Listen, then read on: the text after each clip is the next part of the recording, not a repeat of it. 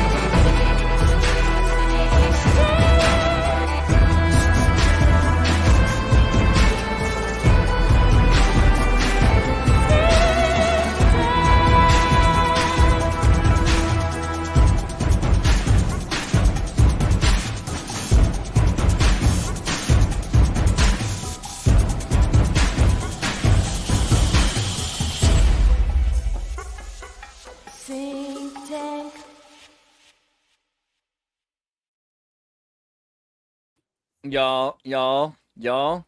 I'm excited, y'all. I'm excited, y'all. Because this is our first female president. We just got forwarded. We just got straight up forwarded. Am I wrong? Have you guys heard the whole thing? She's been president for a while, right? She's just Biden in her time, right? Yeah, that's kind of what I think they told her. But I mean, she's got a lot of work to do. Right? I kind of have a bad feeling about Kamala now. It's like everybody's starting to like her. Her cackling, and using. Is they though? Yeah. There is a campaign, and I can see people starting to settle. Okay, we like Kamala. She's the boss queen that's gonna beat Donald. But yeah, well, that's again. So the only thing that I heard there that I could kind of grasp onto, was the idea that like there are people that want Donald Trump dead or like beaten so badly that they're like, okay, we'll do anything. We'll even support Kamala Harris. Drink. Well, they don't have they painted themselves in a corner because they don't get the money. They got $1 billion super PAC that they in a war chest that they do not get access to if it's anyone other than Kamala. So like, because she's Big Mike. Apparently, isn't like Big Mike could win, right? How much does Big Mike lift? Like 2,300, 2,600? Yeah. Well, it's not about just who can win; it's that they want that money for the campaign. Yeah, super so if they go with anyone else, they don't have that. So that's a big factor. But Gavin Newsom comes with his own cocaine and arms money. So I don't. Gavin Newsom, they know these are losing tickets, but they're gonna millions though, not billions. Thing is, right? Once the election rolls around, they're gonna cheat anyway, and it's gonna. No, there's $1 billion super PAC. I don't know. Maybe it'll just be a non-eventful landslide, and Trump will just get in, and that's it. Maybe. Who knows? Who cares? I'm a little unprepared this week. I was a little unprepared for it. I was just obviously. I mean, there's a few syncs that you can immediately think of. There's Veep. There's Veep season 2 and 5, right, where she's been preparing slowly to become president, working as the vice president, and eventually she this is a show aimed at Democrats. This is a show to help Democrats understand why progress doesn't happen and the nuances of being a politician in DC. This show is actually probably mostly beneficial to someone who doesn't understand politics or conspiracies. And I don't know if it's even beneficial at all, but just there was clearly some predictive programming and modeling here. No, she finds out that this guy is an incompetent rubbish, nebbish of a president before she was planning on waiting 8 years to run for president. Then she decides she's just going to run the next election because he's not seeking a second term. Right. So you get the sync joke here, right? Do I have to say it? Please do. Like, you do. RFK is playing Larry David because he's married to Cheryl. And so now he's up against Elaine Bennis.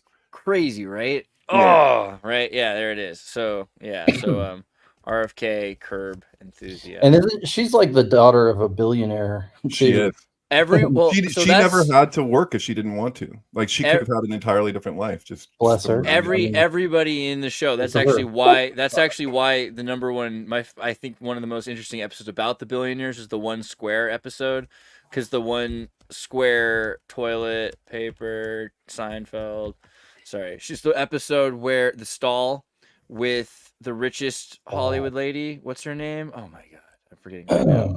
This lady. That's from Twister. She's in Twister. Yeah, we're doing it. This is where we're going. Okay, so Jamie Gertz from Twister is the richest actress in America because she's in her own right billionaire from like oil money or something like that. I forget the whole deal. Yeah. She's also married to a guy who's rich, so she's just like super moneyed up, super hard, right? So Bill just went to go see Twisters the other day, and apparently he's never seen the original. What? He was discussing the thing with Dorothy and how they have the different vehicles have the different labels of like there's the Tin Man and there's the Scarecrow and there's the Lion. But then I was explaining to him like what is the significance, like esoterically, it's not that esoteric, but Twister is that they're trying to find the order of the chaos of the whirlwind. So the whirlwind is a very significant thing in like the Ezekiel school of Kabbalah, because it's the storm wind is representative of the Klipot. So they're like looking like they when they send the Dorothy's little spheres into the tornado, they're looking to find the structure of that chaos, which is not much different than what we're doing right now, because it seems like it's like a chaotic thing, but then it's like, whoa, there's like a weird order to this. Yeah, there's the nether sync is that Bruce Springsteen is now a billionaire, and he was in the last season of Curb Your Enthusiasm directly. So there's some sort of a billionaire pack club of people that are saying they want to make choices in the world. You could connect Elon Musk to this, saying a lot of that's just inflation, though. I mean, billionaires today is like a millionaire back in the 90s. Not quite. It's not quite, but scale. In fact, it's getting by there. scale kind of. Well, that's an interesting point, though, Alex. Because that's an interesting point, though, because you could get more for your money in the 90s. So like you didn't have to be a billionaire to have a private jet, and so there's a change there too. In the same way that you have access maybe to certain tech today you didn't have access to even if you were a billionaire, I guess. I mean, this is the social like equivalency where you're like, guys, I can make a phone call in my car and everyone will be like, oh my god. I hate that. I hate not that part, but just that argument that people say, oh well, you live like the homeless today at the Occupy rally in a tent live better than kings did, before soap. I hate that idea that we're living better than kings did. I don't think it's true. I think that's something we tell ourselves the same way we tell ourselves America's the best country. Kings got probably affirmations. Things were pretty good, I feel like, in the 40s, 50s. Kind of, well, I don't know. There was more substance. For some people, yeah. Whenever I get change that's like a date and it's like relatively, I'll go like, oh, that was a good year for some people, Right. It's simple but a simple thing like, and this is boomer meme territory, but like, you could go to school and you could, buy a car and buy a house. It's just a job, because money was worth more and the money you earned was worth more. Let's remember also that's not sync. You guys remember like the movie I think it is, though. You guys remember the movie You Should Be Sinking, though, with Gertz, right? Like the Santa Cruz movie she's in. Yeah, what is it? The Lost Boys, bro. This is Star. Right. This is Star in the Lost Boys. Oh, that's who we're talking about? Wait, Star is in Lost Boys? Yeah, she plays Star, the girl, the hippie girl from the Lost Boys. Oh, that's weird. I Lost feel like Boys. there's something there with the OTO stuff in the Lost Boys. That she's the girl, she's the woman in Twister. Oh, she's the part owner of the Atlanta Hawks, too. Dude. So the Hawks in Atlanta, that's a huge town for the occult. So Hawkins and that seems really weird. Horace that seems very close to home. So like we're supposed to care. We're supposed to know. We're supposed to care about that. She's also did some stuff with like Ally McBeal. I don't know. There's some more things that make me wonder about her, just especially like that idea. Oh, Crossroads? Is that what this is? She's in Crossroads too. Crazy. Crossroads of Blues Twister. movie with the Karate Kid guy from Cobra Kai. I don't know. Right. I didn't But I mean, prepare. you get the like she's the star, so it's the Saudi star issue is paramount for Crowley. And so like even I know we've looked at this before, but like even if you look at like the poster art for the Lost Boys and the way that OTO are the letters that are like different, they're like smaller or whatever.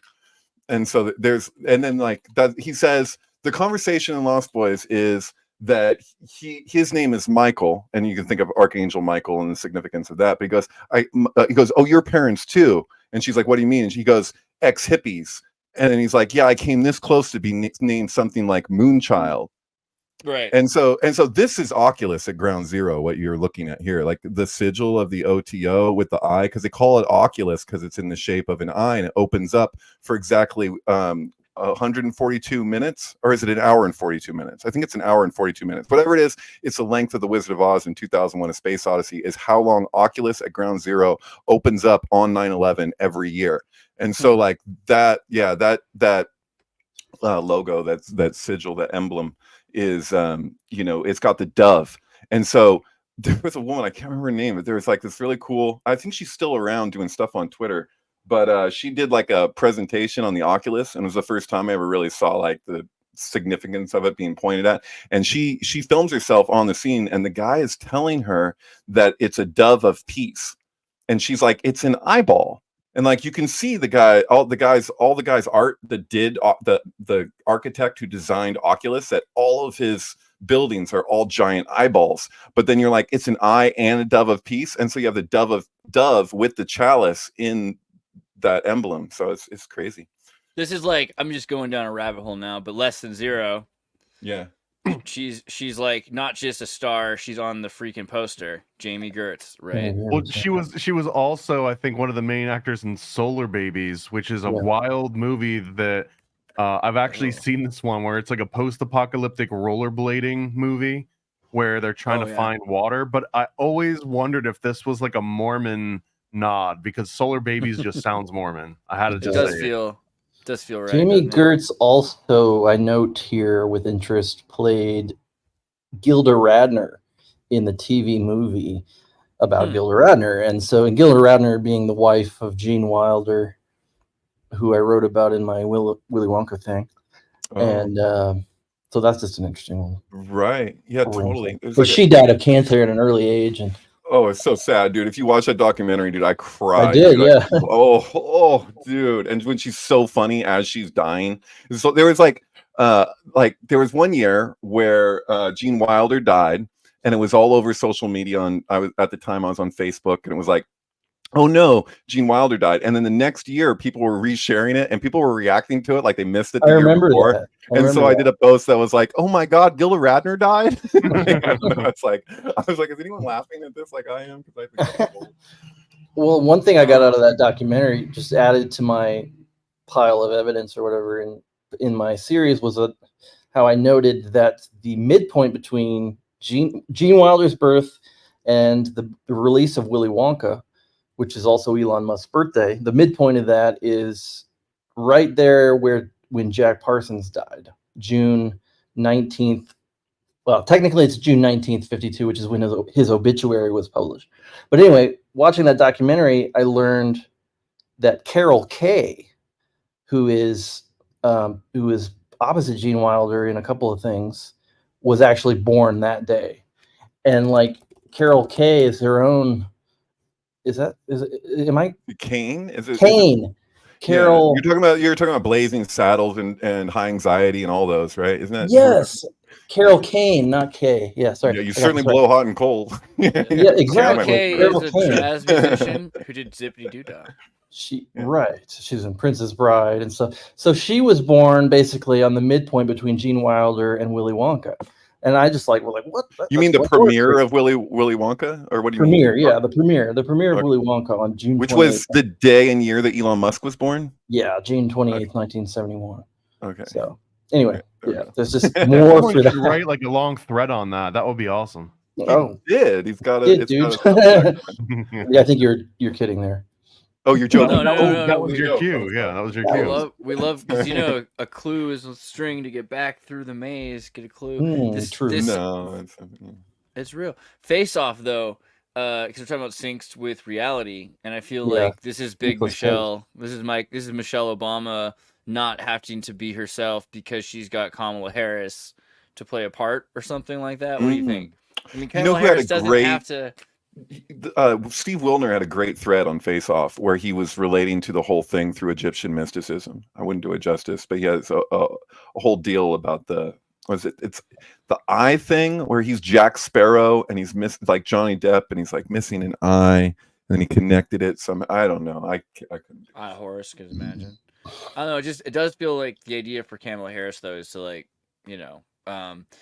try their best to play Michelle Obama. Right. And Michelle Obama, and the way that Biden had Obama and people can kind of believe Obama's behind him, which is maybe scarier if it's not true. The same thing with this. Like you have like, well, we can just believe Michelle Obama's really running the show and saying what Kamala should say. I would love Why to is it get Michelle someone- and not just Barack? I don't know why. Well, that's. I mean, I Because, would like, love to there's get no someone that really likes baggage. that. There's no baggage with Oprah and Michelle. That's why it's Right. Are we more.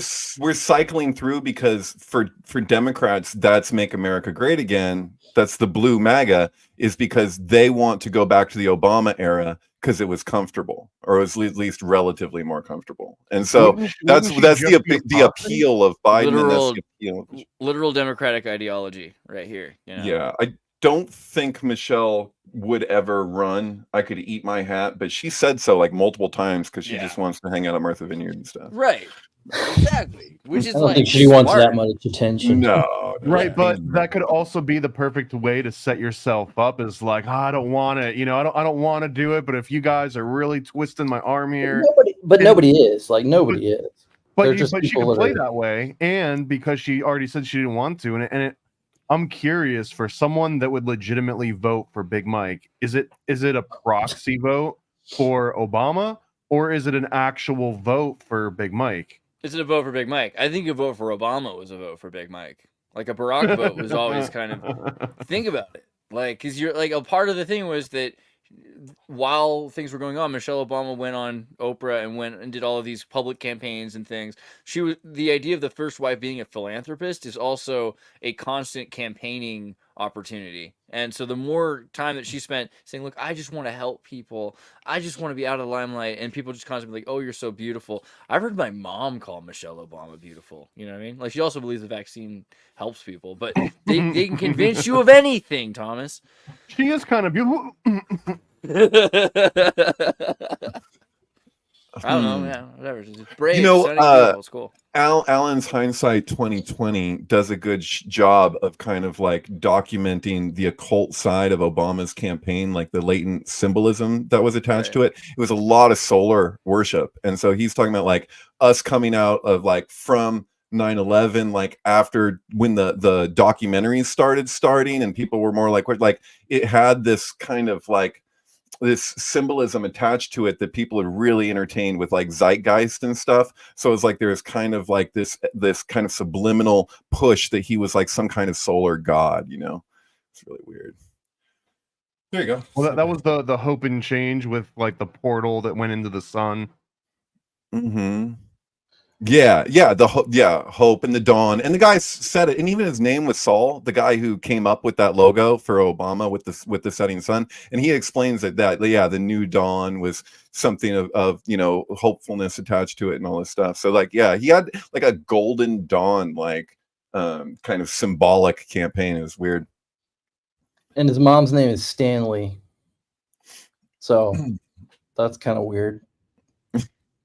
His mom. Stanley. Yeah, Stanley Ann Dunham is her name. Oh, and, I didn't look closely enough at the birth certificate. I was looking at other parts. Yeah, Stanley Ann Dunham, who is six cousins, or is it her father is six cousins with Dick Cheney? I think it's her mother. Her father's six cousins with Dick Cheney. That's the. So she was in the video then at Obama's birth when they showed you in the press dinner that when they hold up the Lion King, she's clearly got to be in that shot because she just gave birth to him, right? She's the lioness. Yep, I hear she's in quite a few videos. Yes. Interesting.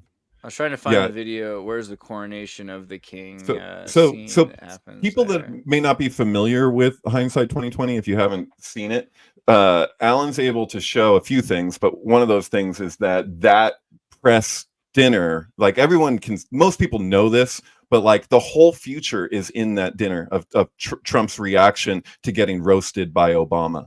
And that because it was Trump wanted to see his birth certificate and everybody knew that. And then he made this joke. He's like, not only do I have my birth certificate, but I have my birth video. And then he shows The Lion King.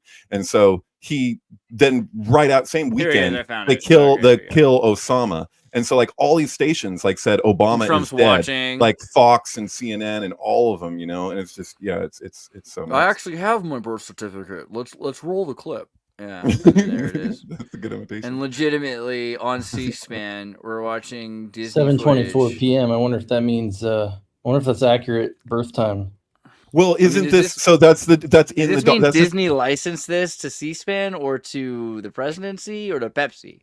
Like, the Pepsi people, he shows us in it. They reacted to Obama taking it from them, and Obama basically, I think you couldn't tell which took what when they changed their logo. You know? We need to do a really deeper dive into that because I don't believe that for a second. When I look at the Pepsi Secret Service thing going on this week, and you see that there's a revolving door between Pepsi and the Democratic Obama administration, the same way there's like with freaking Halliburton and the neoconservatives and Blackwater, like there's something about Pepsi. And Pepsi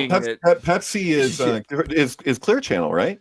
Clear Channel is Pepsi. So, I just watched another video on it because I was like, I want to make sure that I'm right about Pepsi. And so there's a couple things I was wrong about that I want to like clarify. So for one thing, I've been saying that Pepsi was the first product sold in the Soviet Union since Gorbachev.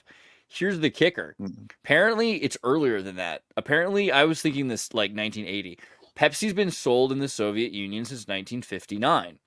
But at first it wasn't capital that you were trading because you wouldn't want rubles. So instead you traded vodka, and then they were trading military equipment. Now, another thing was I thought, and a lot of people have said for a limited period of time in the late 80s that Pepsi would have become the 6th largest military in the world by accumulating Soviet military equipment. This is only partially true. Apparently, a part of the Soviet Union budget was spent on actually manufacturing brand new boats for PepsiCo.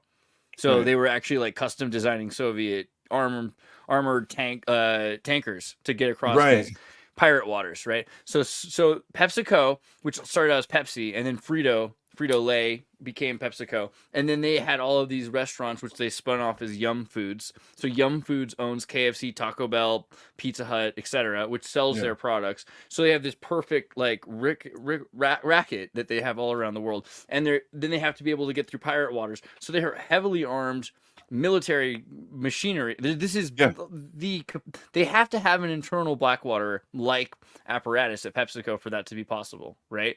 And they have bases in Djibouti, which is the other thing. So Djibouti is this place near Somalia that's created literally for no other purpose than for the French military, and now the American military, and now the Japanese military. The only base outside of Japan for the Japanese military is in Djibouti now. So it's just crazy what's going on in PepsiCo. Yeah, I have a question for you because you're such an expert on Pepsi.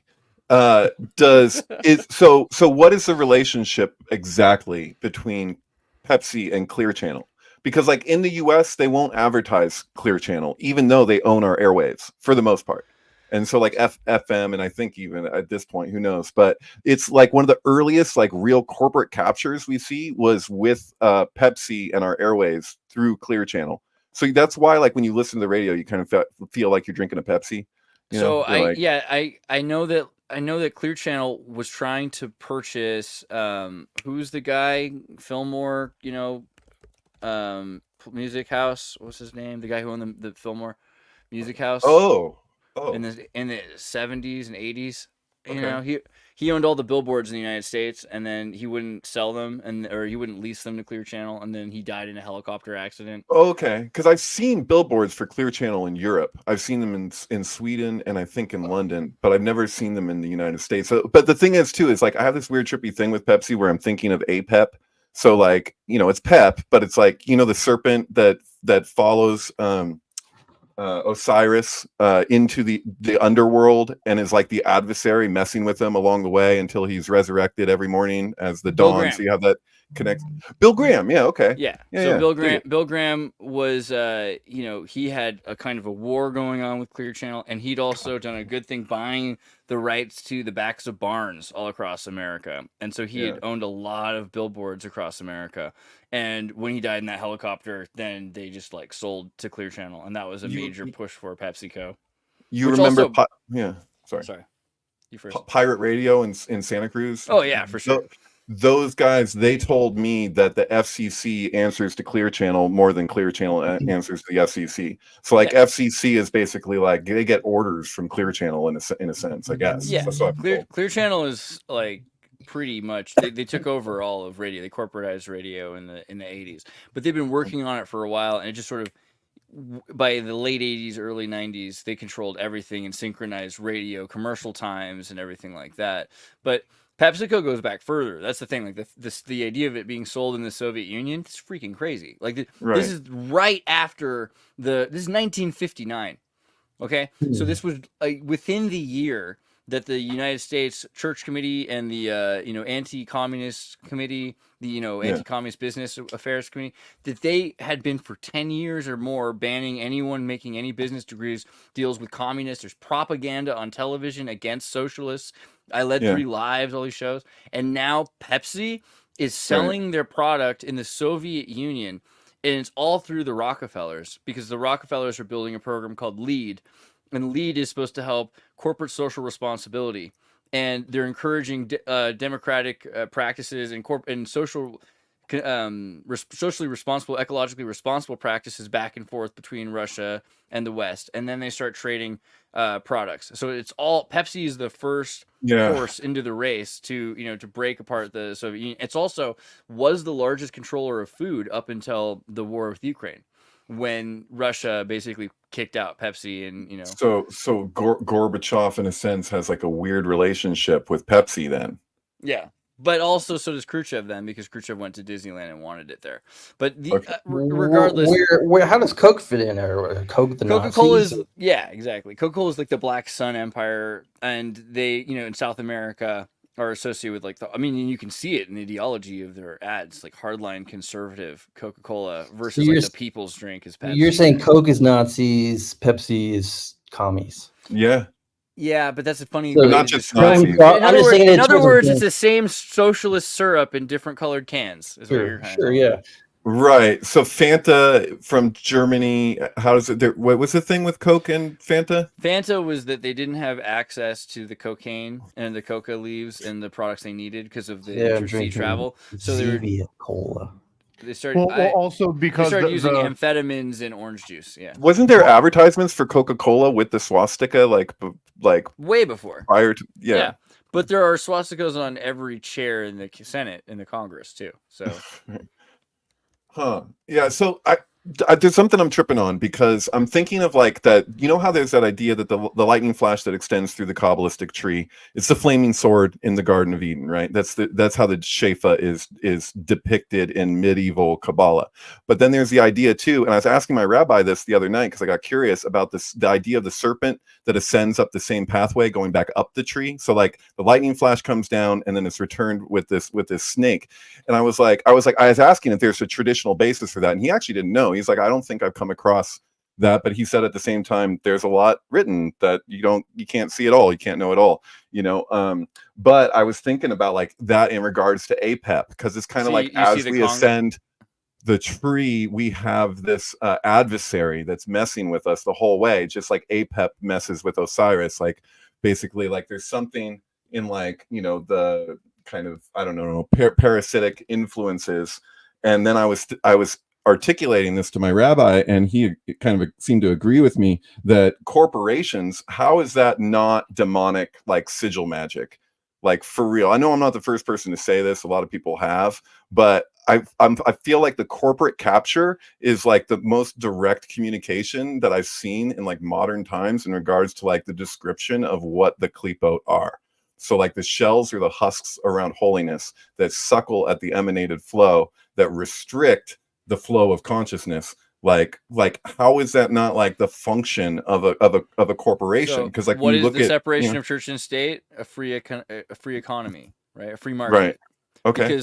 Because corporations, like you just said, I mean, you put a sigil and some energy, some Yeah. concerted energy into a thing. I mean, You it's an created. entity that is Yeah. disembodied, right? It's literally a how it's, and demon. it works through our belief is what gives it its power. Yeah, even So, if you like, don't think of it as a demon, which is more interesting to me, that people in the 40s and 50s started this like marketing approach, and it's very clear that occultists and hypnosis enthusiasts and entrepreneurial hypnosis would become marketing geniuses, marketing gurus, right? And that emerges out of hypnosis is more interesting than anything. So that this is a very practical way for us to take each other's ideas and concerted effort, put it into a focused beam that becomes a perpetuated homunculus. Yeah, I think it's what most people were trying to do when in the 19th century when they made corporations and corporate law.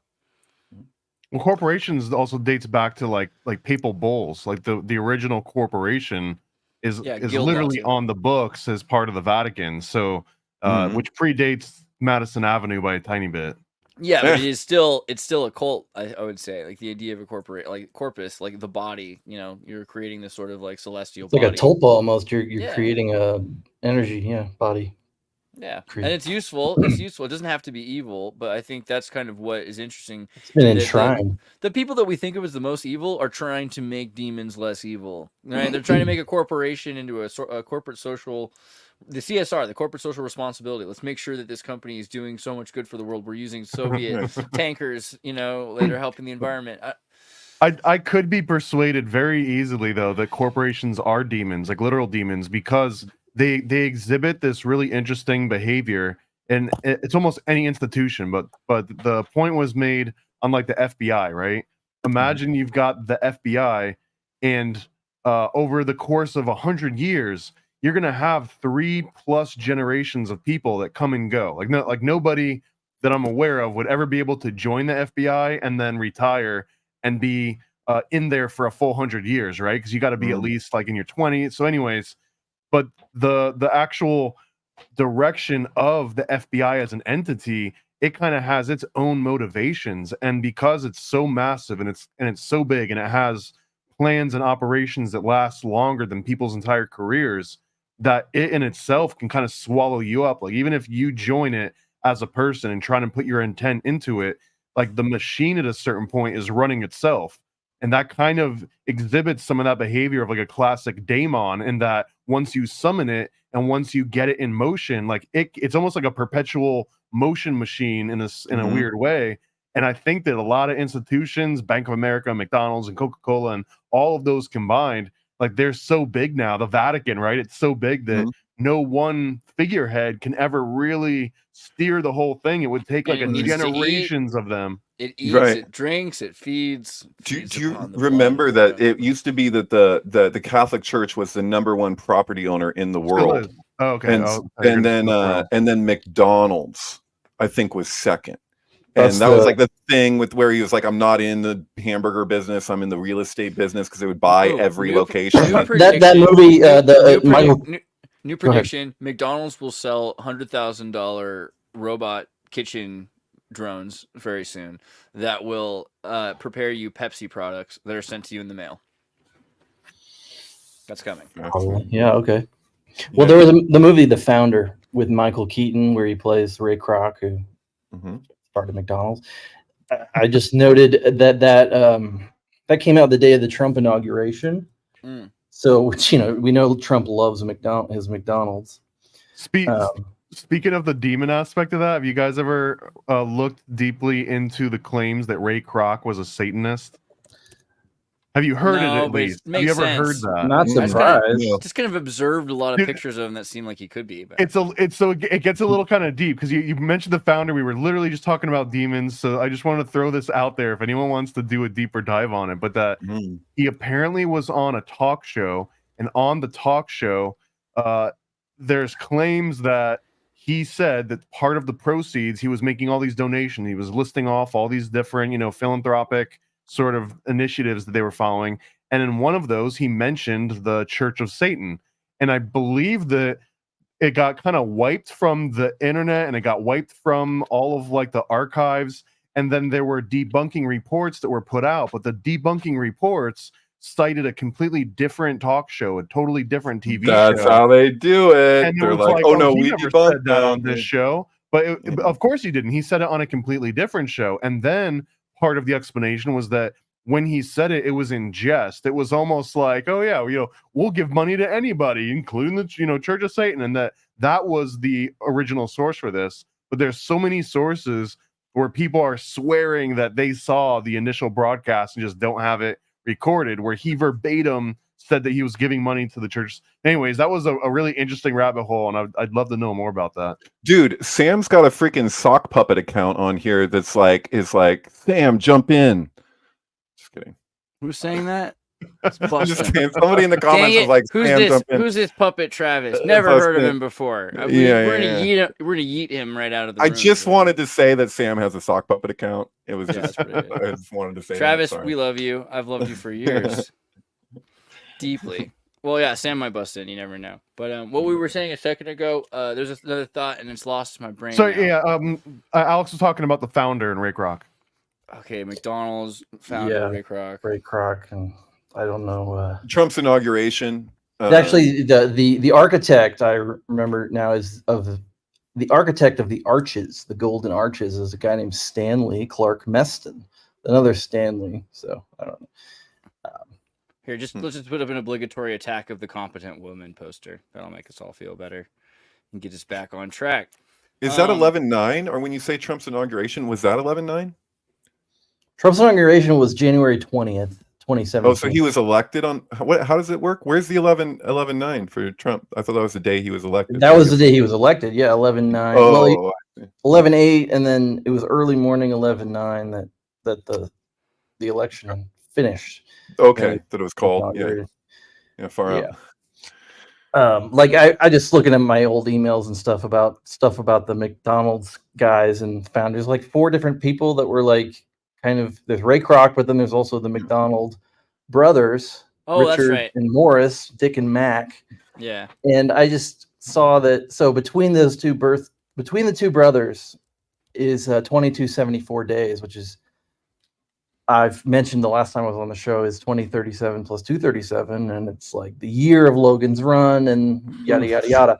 So, and it's also I associate that with Possessed, because there's one Possessed movie that has 2037 and another Possessed movie with Joan Crawford, which has 237. Joan Crawford being a Pepsi board member, by the way.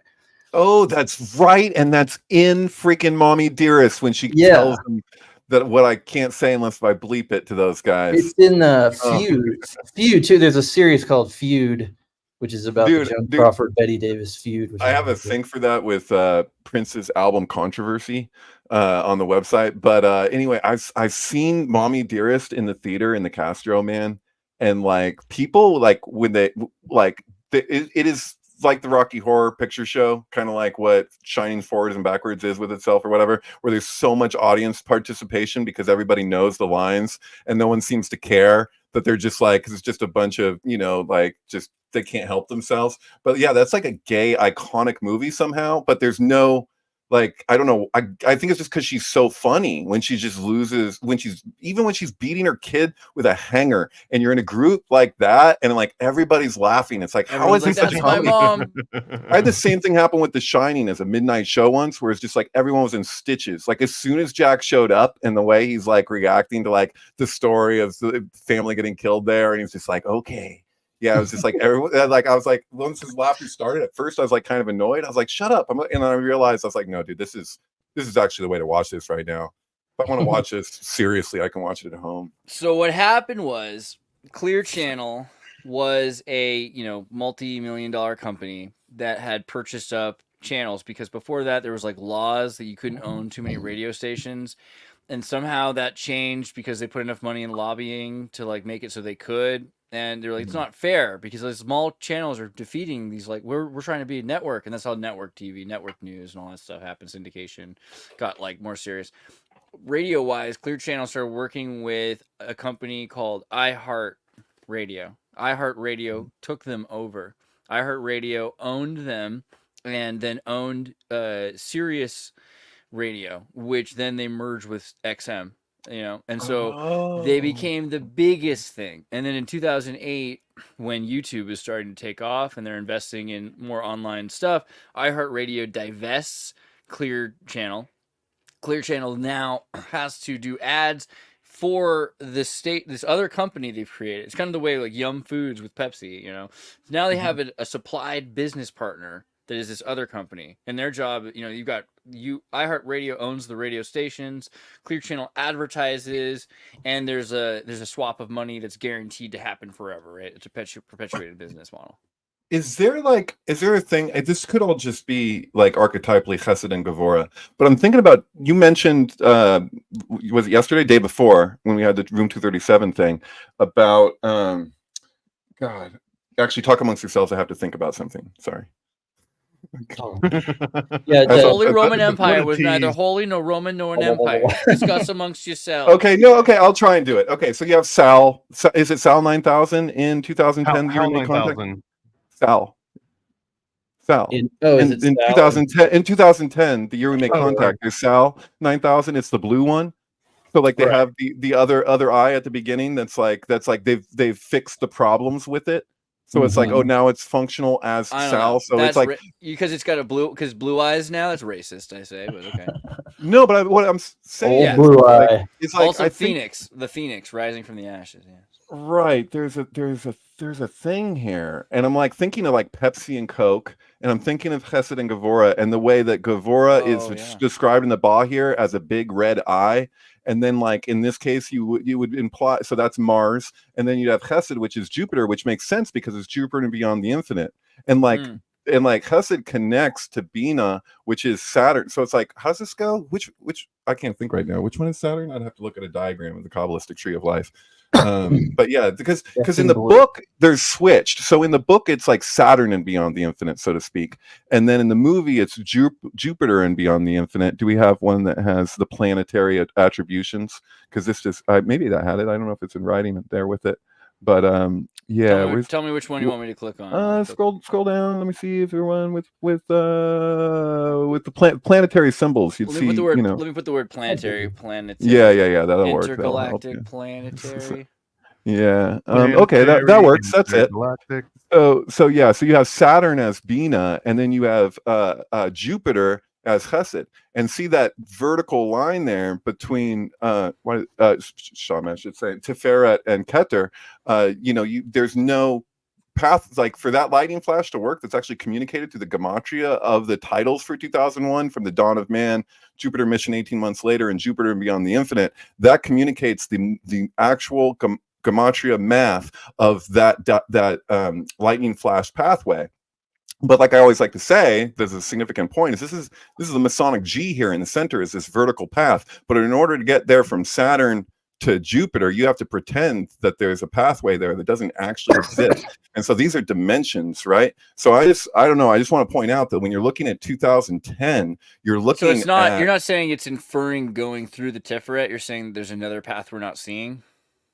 No, it is Tiferet, and the Tiferet, and the reason is because the dimensions are mysterious. Like you're like, how do we get from the supernal to the terrestrial? And we would look at like the Klipot actually rule through the diagonals from Gevurah. They don't really rule; they just rule during the interim of the fall.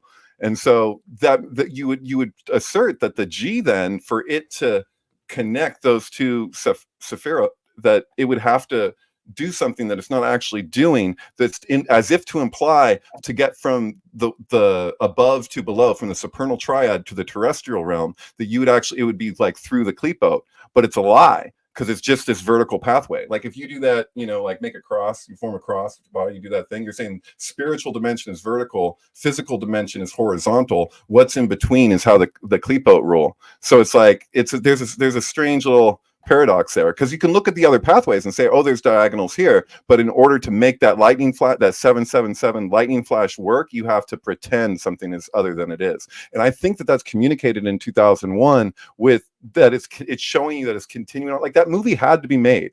Like it's not like a good movie, but like for synchronistic or like communicative purposes, and the way it ends with the Eden thing at the end, like that had to happen. 2010's all right. So I don't hate gives- 2010. I wish Kubrick could have done it, but I think it's 2010's like the Haunting of Julia or something. It's like there's these movies that just like seem to have to exist for synchronicity purposes, and that's one of them. I feel like there's some okay. 2010 was clearly what they wanted to be, not what was, and so they were imagining here are the solutions to the problems that we see, and we can solve those problems. Inevitably, we'll end up in international socialist type 1 civilization, which means more merger of the socialist idea rather than a pendulum. They should have been focusing on reactionary pendulum, which is what Heinlein did. Heinlein talked about right, but that's pendulum. what Heinlein did. Like this, you're like, I agree with you. Like that's one level of it, and at the same time, that whole thing that happens with Hal going into Jupiter, it's like Hal is Mars, so like he's Gavora.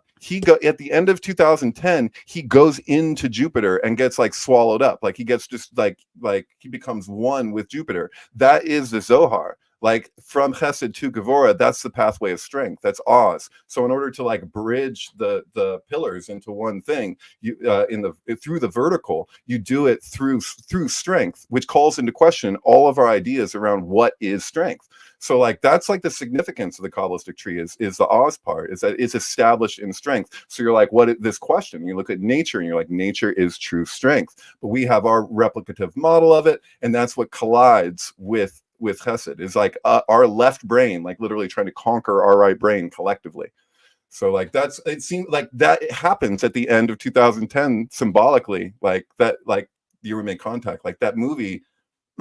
I can't emphasize it enough. And yeah, I kind of hear your point though, also with the Pepsi, because the blue light, it's like, well, here now we have the solution. Trust us. This will work this time. Kind of, and it's still not that. It's still not like the mind of God that exists in nature. It's just still this other thing. So like, oh, we fixed it. It's the Sal 9000. Get the freak out. It's basic dialectics, and what that goes into the Democratic and Republican pendulum, I guess. And how about astrology? The whole society.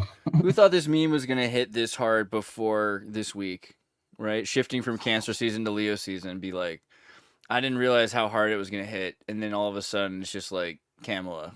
Is that just me? No. I see what you're saying. Yeah, trippy. Yeah. No, this is absolutely Cancer to the left, and that is absolutely Leo to the right. I see it. And this is also, but this is what like last week felt like versus what this week's vibe of media. Right. Well, actually, that's extremely applicable because like I say, strength, like that arcana of that pathway between Gavor and Chesed, like that's Leo. That's why, like, it pictures the lion on it in the rider deck, like maiden with the lion. But then for Crowley, it's like lust. So he has the beast of the apocalypse with the scarlet woman. So he translates it that way. But that's the whole thing about like solar worship, because he lets you know that as it stands, as the Klipot ruled temporarily, we're ruled by, not Oz, but On, which of Jabalon, of the Masonic Trinity. So like Heliopolis. So it's the false god. It's like that's what stands in its placement in the archway. It's the stone that the builders rejected, right? So the stone that the builders rejected is Shekhinah, that has to be replaced with a space holder, and that space holder is like a false strength, which is On. Thoughts on the Hierophant? Hierophant is Vav. A little bit of that Yaakov and Boaz, and the keys. Totally. The church keys and the antenna.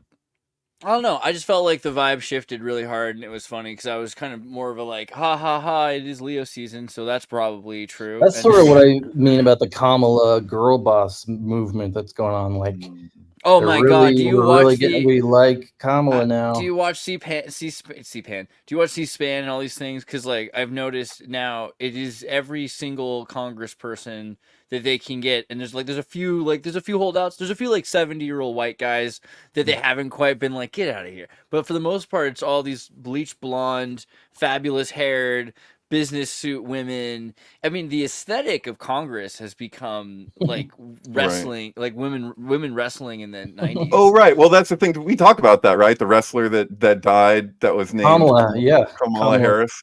Well, he was the giant Kamala, but his real name was Kamala Harris.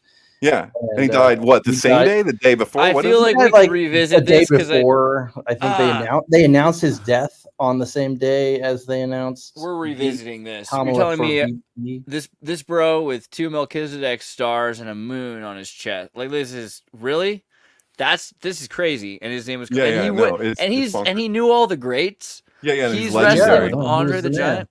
I don't know about this. I'm sorry. I somehow missed this. He wrestled at WrestleMania. Yeah. Right. So look at the Ugandan death day. Giant. Probably died August 9th, 2020. August 9th is Helter Skelter Day. That's the anniversary of Sharon Tate's death. But this is the day that Kamala, or the day before Kamala was put in office. Is that something like that? And his website was kamalaspeaks.com. kamalaspeaks.com. Kamala Speaks.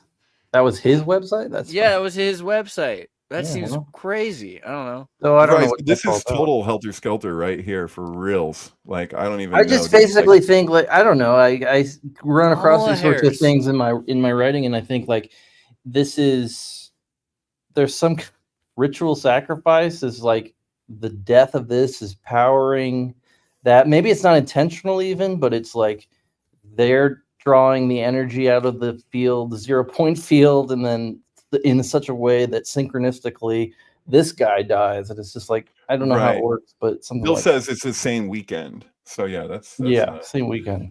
Oh God. Dude, I don't know. This Kamala Harris thing, it's just I keep looking for more. I'm just trying it's already begun that if you have a genuine or whatever, if you have a criticism of Kamala from here on out, you are either racist or sexist.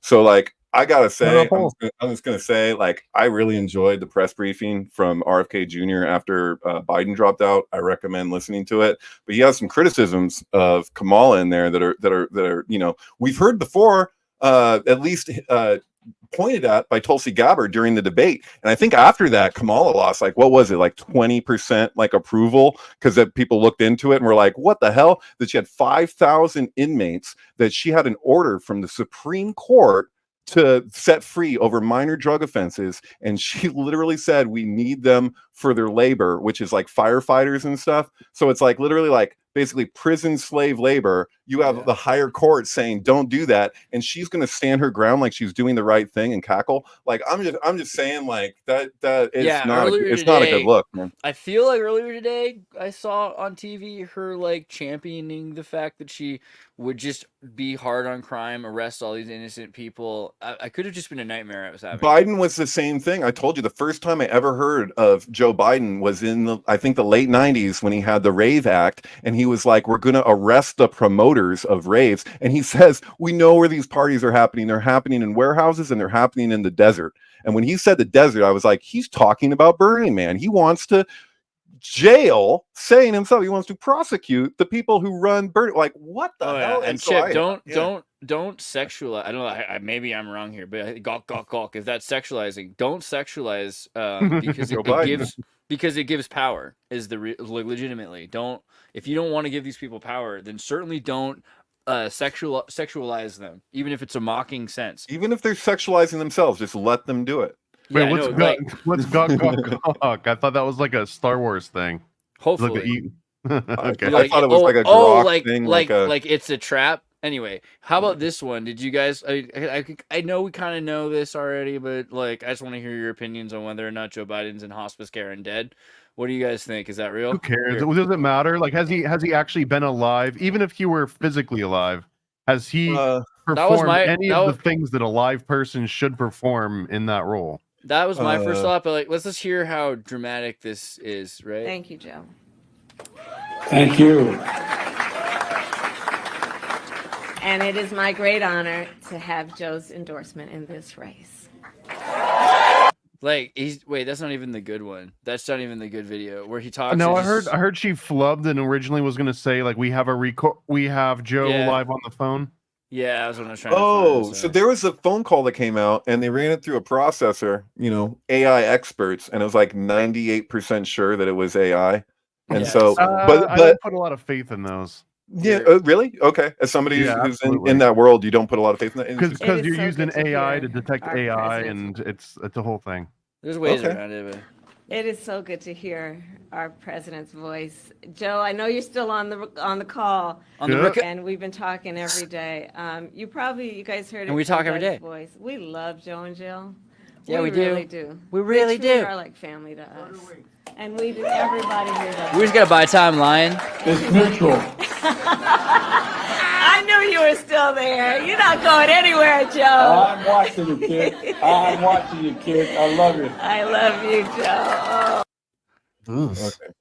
Yeah, there's no way that they would ever risk having him really be live and like it would he would never get the cues, and yeah, there's That's what I would have thought last week too. But he was standing there, so I don't know. Like for some years now, they've had at least one or two guys. You know, that's the other thing is that there's videos of body double Joes walking away, and all of a sudden they start walking straight once they get close to the car. Right. And then they say he has COVID, and you're just like, oh, so he gets to isolate. Like, you got COVID. If you don't want to communicate with the public, now that's become very acceptable. Yeah, You got COVID. You're like, let's be obvious. Yeah, and it's really interesting actually how subconsciously everyone's like, okay, well, yeah, we're not going to see him anymore. But that also is happening right after an assassination attempt on one presidential figure, and then the other presidential figure disappears completely, like indefinitely, like Kate Middleton. It's kind of it's the ultimate king kill ritual where they did the king kill ritual, but it took out Joe Biden instead of Trump.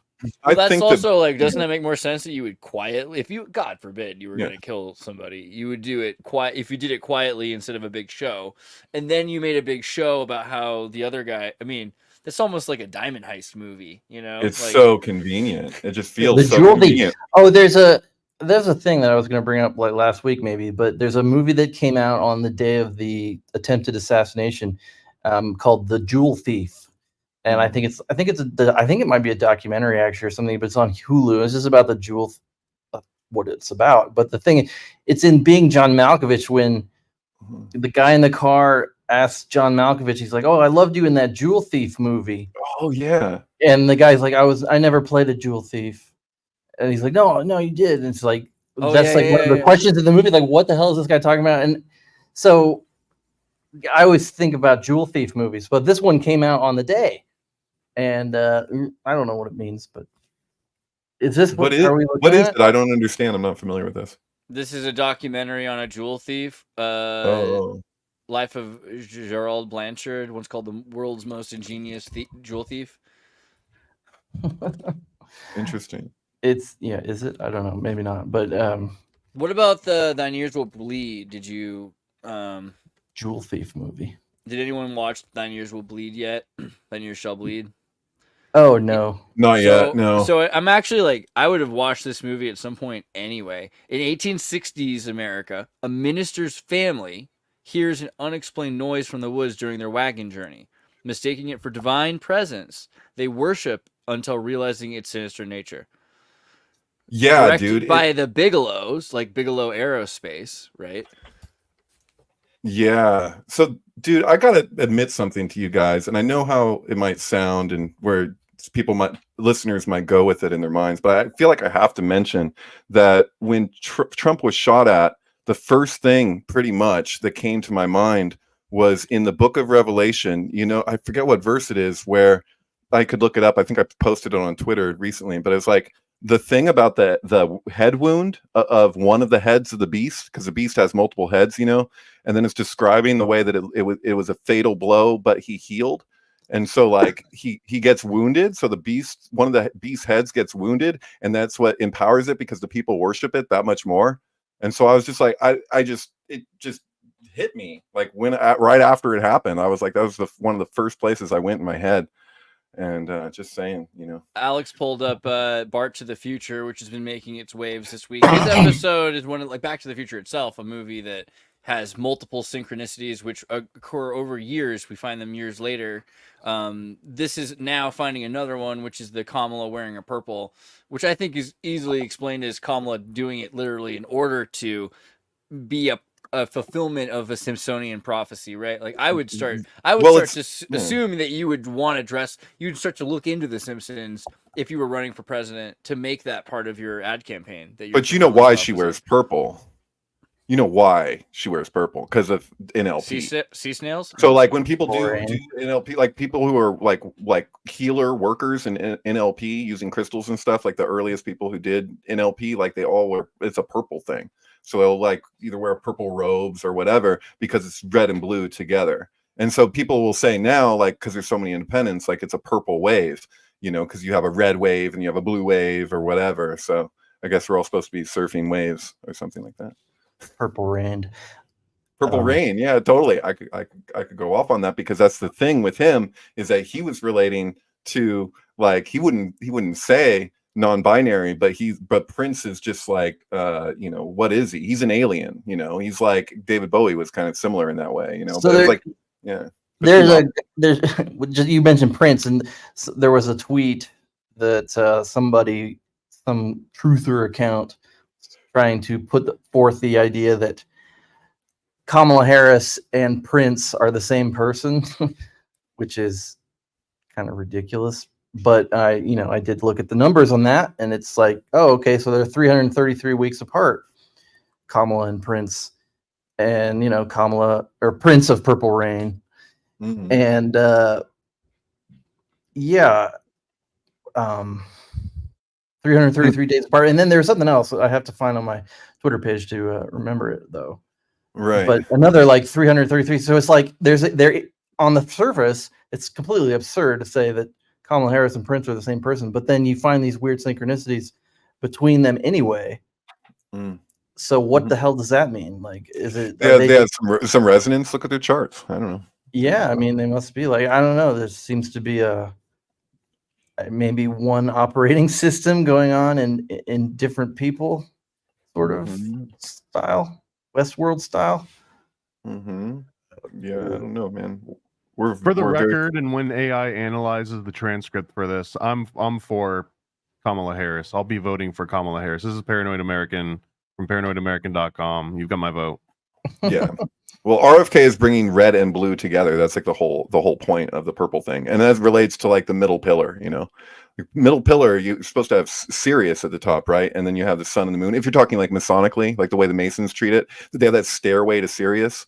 You know, and then there's that old freaking Disney's Wizard of Oz, Mickey Mouse Club episode thing where it's like super Masonic and the kids march up the cake. And it came out on 9/11. What, 1954? Is that correct? Do you guys know what I'm talking about? What is it? It was a Desmoulins thing. Oh, yes. So like it came out on I think 9/11, 1954. But they have like the Rainbow Road to Oz at the end. So the kids are singing this song and they heil at 2 points, I believe, as they're going to get to the top of the cake. So it's like a 3-layered cake. So it's like you see that mound in Freemasonry. You probably know what I'm talking about, Thomas. I don't know. You're gonna get me killed here, man. Yeah, because there's 3 candles at the top of the cake. Right. And so the thing with the three candles with the stand in the book? Well, kids, let's find out. It is. I'm sorry. Yeah, so basically what they ask him if he's going to make this Wizard of Oz sequel or whatever, and he promises them, and they go like in color and everything, and he's like he completely promises them. You're really right on that. Over hell and high water. Yeah, and here's like those 3 candles. That's strength, beauty, wisdom, which is also like the 3 pillars. Right, and so this is the Wizard of Oz, which is the Scarecrow, the Tin Man, and the Lion. Which imagine is how all my heart, all my mind, and all my strengths, which are the 3 fingers that touch your wrist in the lion's paw handshake. Right. Imagine how ballsy Disney was to think he could like literally bring back the Heil. He's like, no, we'll make it cool. We'll make it for kids. It's not going to mean the same thing. These will tell them mean something else. They don't know. We're taking it back. We're taking it back. The reprise in this is insane, and there's smoke, and it gets all kind of crazy. And then like I don't like they do it up. So like Mickey Mouse shows up, and then they do this crazy. He's Highland too. He doesn't care. He's just all about it. Yeah. I went ahead and I googled September 11th, 1954 before you even brought it up because I was just looking, And it just so happens I look it up and it says the Miss America pageant is broadcast on television for the first time on 9/11/54. Hey, Kind of funny. oh, interesting. Hey, Andreas, can you just like scroll down a little bit and let me see? Because I think in the description of this video, it should actually tell you the date that it aired, just so you know. No, I'm not making this up. So can you Aired read that? September 11th, 1957. Yeah. 1957, not 1954. So I figured I was wrong there. So for the record, 9/11 happened 47 years after Miss America pageant was broadcast on television for the first time. Miss America. Don't miss. They didn't miss on 9/11. Shoot. So I've been on this one. If you guys don't mind, like I'm tripping out. Like, and I know I guess I talked about it the day before yesterday with the Room 237 thing, but like I'm tripping out on the Dead Zone. And I'm tripping out on Nick of Time and the fact that, like, if you guys seen Nick of Time, like it's all set to real time, like they show clocks throughout the whole movie, and it's like if you set your clock to meet what it is, it just like stays consistent. While he's like supposed to shoot this woman who's running for senator, whose husband is trying to kill her, who's also a politician, and like it's like this whole you know about this with Johnny Depp, Nick of Time. I know of it, but I've never seen it somehow. You never watched Nick of Time? What? Okay. No, okay. Never tried Vegemite? Maybe I did maybe on VHS in the 90s. It's like the thing that is, it's like it's a real time movie. So like you can watch it and the whole thing's happening in real time. It's great. Right, they did that with Mad Men with date, because they like picked a date and then they stayed consistent. So you're watching the kids grow up, and it's year by year. So you're really true to the period. Like, I love his name, Gene Watson. So like I associate that movie with the other movie I saw that day, because like I remember like photographically being like 7 and seeing that movie and seeing Blank Check. Might have been 6, but Blank Check, which is Philip K. Dick. Yeah. There's something Ben Affleck in a Philip K. Dick movie. No, that's like Garden of the Night or something like that. Blank Check's about a little boy who Mr. McIntosh. Mr. McIntosh. Oh, no, I'm thinking of another. I'm thinking of a movie called Paycheck. Never mind, which is a Philip K. Dick. Blank Check is kind of Richie Rich. Juice. Off-brand Richie Rich. With Ghislaine Maxwell, played by Karen Duffy. It's pretty great. So I just want to point out, and like, Chris Farley's brother or something. I'm gonna like make a video of this. Like, I'm gonna put a lot into this because it goes somewhere and it's tripping me out. Is like basically it has to do with The Shining, the movie Us, all these things that relate to the shadow, and it's as failed assassination attempts. Because you have like Johnny Depp is in Nick of Time with the shoe shiner, the guy who plays the shoe shiner. I have to look up his name again, but he's in Secret Window with Johnny Depp, which is this other Stephen King movie about plagiarism. And so he goes to shoot.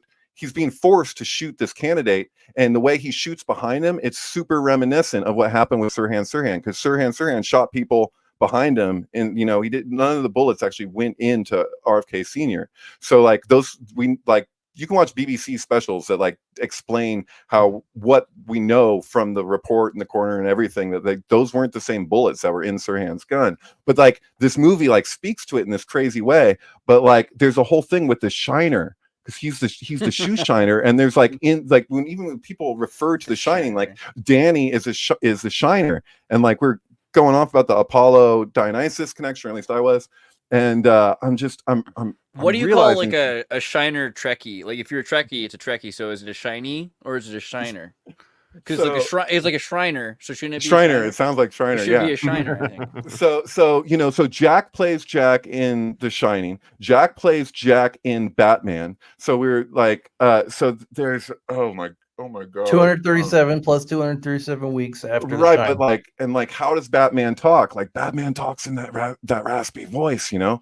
And then I'm like, and then if you look at Us, which has Duke Nicholson in the credits as Danny/Tony, and then when they're speaking and they're like, we're Americans, and people got offended because they said all these liberals were like, hey, that's a serious condition when people's vocal cords, when they sound like that, you need to be more sensitive. And what's really ironic right now is I'm seeing a lot of people who would say that about Us, just being like, I can't listen to RFK because of his raspy voice. So I feel like that was actually the tobacco industry that were trying to suppress the seriously throat issues. Maybe, but whatever the case, people were reacting to articles. So synchronistically is all I'm saying, is that there is this connection, and I think that that's freaking Tony. It's all Tony. Tony is the shadow. So like the Rat Rob, Oh yeah. It's like it's crazy. We've been going over this, but yeah, And Red Tony Rum. Clifton Did is you like order the kind of- code red? Tom Cruise is asking. Rum. Jack Nicholson, did you order the code There was- red? there was so in much more Few to Good that. Men? And Tony Clifton. One And thing Steve I Benson. forgot to bring up: if you go another 237 weeks after Batman, so 3 times 237, which is 711, 711. Yeah. It's the day that Tanya Harding gets her knee beaten by a bat. Tony Wait, Harding is Bill Are- Harding in the are you for real? Twitter. You're Yeah. you're blowing my mind. There's Yeah. a band called Cherry Gazelle. What is it? Something like that. Cherry Glazer. Cherry Glazer is a band. Cherry Glazer. You know Cherry I don't know. Glazer. So Cherry Glazer their band. album, Lipstick Apocalypse, came out. I believe you can check this. I believe that came out 11/9 when Trump was elected, and so I pair that with the movie I, Tonya. Oh, So like it's an oddly Well, solid thing. right. What about Warren G. Harding, Oh, who was because I major, think- Warren G. yeah. Harding's major scandal was the Teapot Dome, right? And he'd bought the Marion Star newspaper, right? I don't know. There's something there too about I the. think I, Tonya came out the same day in year 2. I have to check that out. I can't remember, the day before or something. I'm into dates Tonya too, Harding. Alex. But like I was like, yeah, there's like a whole like 9/11 Tonya Harding connection that I have. So it's interesting just to go from one to the other like that. And then so it's played by Margot Robbie, and then she goes on to do the whole Barbie Babylon, And she's Sharon Yeah. Tate, Valley of the Dolls, Sharon Barbie. Tate. Oh, which God. also like brings me to a thing that I could share. I well, can't one- help it. I really want to do the Teapot Dome thing first. Yeah, Can you sure. hold it? For, Yeah, I'm sorry. totally. It's like a pee that I have to pee. The Teapot Dome scandal is like I love Warren G. It was the Watergate of Watergates, and it was the biggest oil scandal because he was taking money from the Rockefeller Standard Oil Company in order to build this giant monolithic power tycoon that actually led to the Great Depression. This was 21 to 23. Okay, I'm done. I don't even. So he was the president, on July 4th, 1921. Yeah, during so I the- blame Harding for things that Hoover gets blamed for. You know what I mean? Warren G. Harding. Okay, that's why you probably brought up Harding, and I didn't even realize it. Warren G. WG is 23 and 7. Harding. Yeah. Okay. Yeah, Warren G. Harding was like one of the most popular presidents because he owned the Marion Star, and we talked earlier about Star, and I was thinking that was kind of an interesting thing. Yeah. But like the Star is the Daily Pebble originally, which kind of is like Flintstones with the cigarettes and like Bernaysian sink. I'm not sure. Okay. But there's something interesting about this newspaper because at the time it was really popular, and then the Rockefellers created the Associated Press essentially because they realized you only had to own like 3 of the most important newspapers in America. They were like, what 10 newspapers do you have to buy to control public opinion? Like, really, all you need is to control these 3, and you can control everything. And you could build an Associated Press through it, and that was in a major contention with the Marion Star, which ended up folding into the AP, and then they just started getting money from the oil people. He was taking bribes, and This reminds me of There's Something About Mary. Because Marion Star. Go on. Mary, Mary, quite contrary, whatever. Mary's all over the place. But if you go and watch Something About Mary, she has her developmentally disabled younger sibling or friend, Her brother, who's named Warren. That's What? right. And the first time you see him, he comes up and he's Yeah. wearing a T-shirt with a Rubik's cube on it. He's sensitive about his ears. He's sensitive about And his that's ears. and that's how he lets her know at the end that he's in good with her because he takes Warren's headphone and he pulls it up and he goes, bye Warren, and then he's like, comfortable bye. with his ears. That's correct. And that of course guy is played by the actor W. Earl Brown, who is also the guy in Being John Malkovich, who is the first guy to commercially go into Malkovich, to pay first guy to pay to be into Malkovich. And so There's Something About Mary and Being John Malkovich, 2 movies came out 237 days after and before Kubrick's death.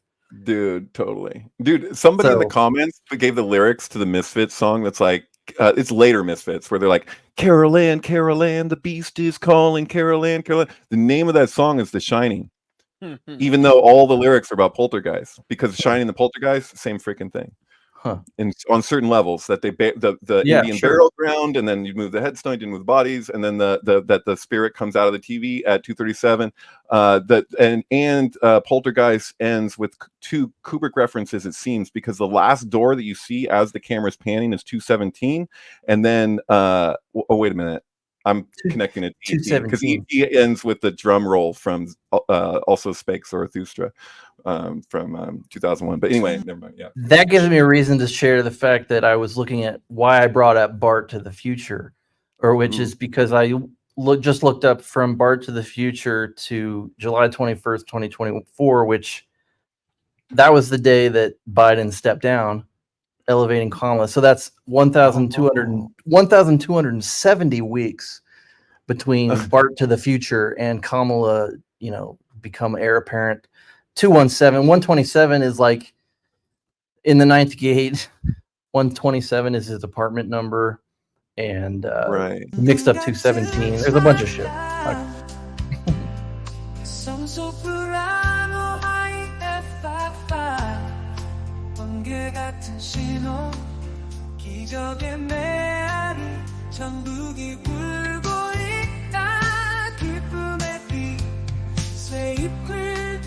I feel like is that your sock puppet account? Is that what I just saw there? Is that what you're doing? Somebody keeps talking about sock puppet accounts, so I have no idea what that sock was. I just shoot them away. No idea about sock puppets, but anyway, somebody said friends with Syphil and Ollie. Don't you guys hang out? I thought you were bros. Well, there was a falling out. Oh, really? Okay. If you don't want to talk about it, I understand. Yeah, it still stinks. It still hurts. What do you think about Bart to the Future? And I'm gonna let Alex finish because he's got a sync there. But just because you got in here, Sam, what do you think about Bart to the Future? I know you're a fan of that kind of content. I'll let Alex finish while I just sit here and do the Bartman. All right, you can just rub your felt, because earlier we also talked about how purple people have a better chance at NLPing the audience. You know what I mean? So probably. You're probably what color is Bartman's outfit? Is it purple? I feel like it is. Bartman, when you know what I'm talking about, when he's Batman, but he's Bartman. That Bartman. Makes sense. Yeah, there was a push to make Batman purple. Yeah, it's purple. Yeah, that's what I thought. Batman ended up blue though for a while, which is a bummer. I think he needed to be purple only, black and purple. Yeah, it works. Black and purple is also kind of purple and gold, so there's kind of like a Minnesota Vikings thing there. I don't know. Okay. Bartman also became his rapper persona. Yeah. Word. Do the Bartman. Something connected there. I don't know. Well, I guess. Alex, yeah. What was I talking about? What's 127, and that translates to December 7th, which is 12/7, which is the day 2010 came out, and Pearl Harbor, and a whole bunch of other stuff. So that's all really. 2017, Room 217 might be related to 127. 217 is 216 plus 1, which is 216 is 6 times 6 times 6, and the Greek gematria for the Scarlet Woman, as it appears in the Book of Revelation, is 667, because it's 666 plus 1. So I've always anyway. I should have also done the super chat, sexy super chats. Travis, we love you. Yeet. He says hi, Melissa. And then Mythoclass says he just watched 2010 last night. That's a pretty good sync right there. It relates also to 9/11 because the Twin Towers were towers 1 and 2, and then it was building 7 that came down later in the day. So it's like 1, 2, 7 are the three main collapses. When did you say? So when's it supposed to take place? The episode it's supposed to be. Oh, I don't know. What year is supposed to take place? I forget. But and they mentioned the Trump presidency in this episode. Well, I guess that's kind of, I don't know how that works, because are they just immortal and the years keep happening for real? So in other words, it would be March 19th, 2010 is when that's 30 years into the future. Oh, 30 years in the future? That's what it says in the... I'll see you in 30 years. That's what Doc Brown says. So there you have it. Yeah. Okay. 10 years old, 30 years. Okay. So 30 years. Okay. So, and then it was, so 2030. So it's March 19th, 2030 is when it's supposed to happen. Is there is there any, okay, hold on. Chat GPT. I'm going to look up what psycho, dystopic, what are they called? Sci-fi movies taking place in 2030. if any, yeah. Her takes place in 2030. Repo Men takes place in 2030. Real Steel takes place. Cloud Atlas. Wait, how can Repo Man take place in 2030? Oh, different Repo Man? You're not talking about Emilio Estevez. Yeah, 2010. The Repo musical, Man right? 2010. The musical. 2030. Yeah, Is it a there's musical? No, Have you ever Repo seen Man Repo with Man Judd the Law- musical? That'd be No. cool. Judd Law's in Repo Man 2010. It's a whole different kind of Repo Man. Wait, Forrest I have Whitaker. to know this. Is the musical Emilio Estevez Repo Man? No. Like, It's is it called based on it? Repo the Genetic Opera. But it has no connection to the 80s Repo Man. It does not, no. Okay, too bad. But it is worth watching in its own right, so I'll just leave it there. Oh, okay. Yeah, I gotcha. Word. From the producers of Saw with Alexa Vega. Okay, that sounds cool. But yeah, so there's Here's definitely Can I add something to something about Mary? sure.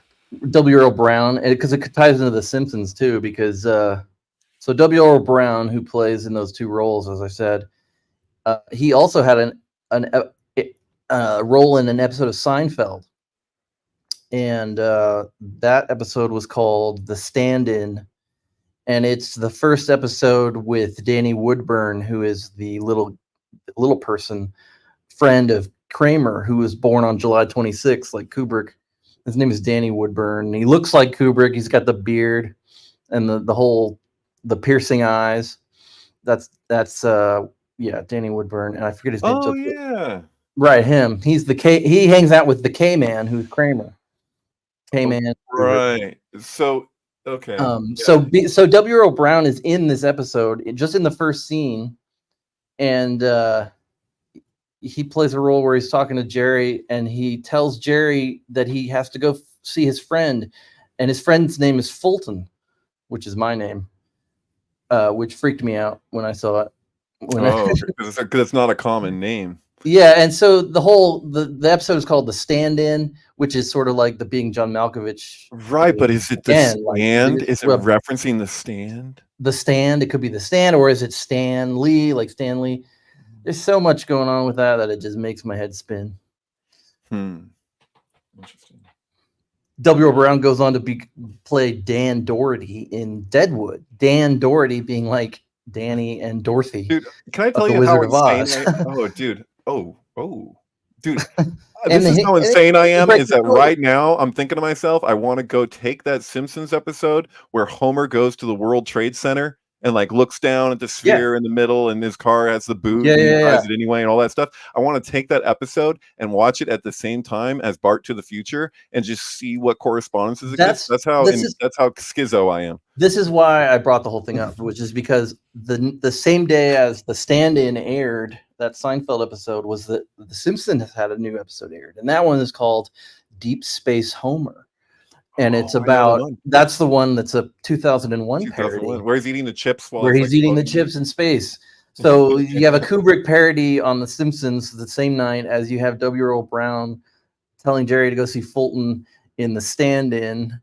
Wait, with Danny Woodburn debuting, and the whole thing, and in the episode, Danny Woodburn says he's 4'2". The whole thing is about he's lifting, he's putting lifts to make himself taller, which is like verboten amongst his community. I have a request, actually. He says he's 4'2".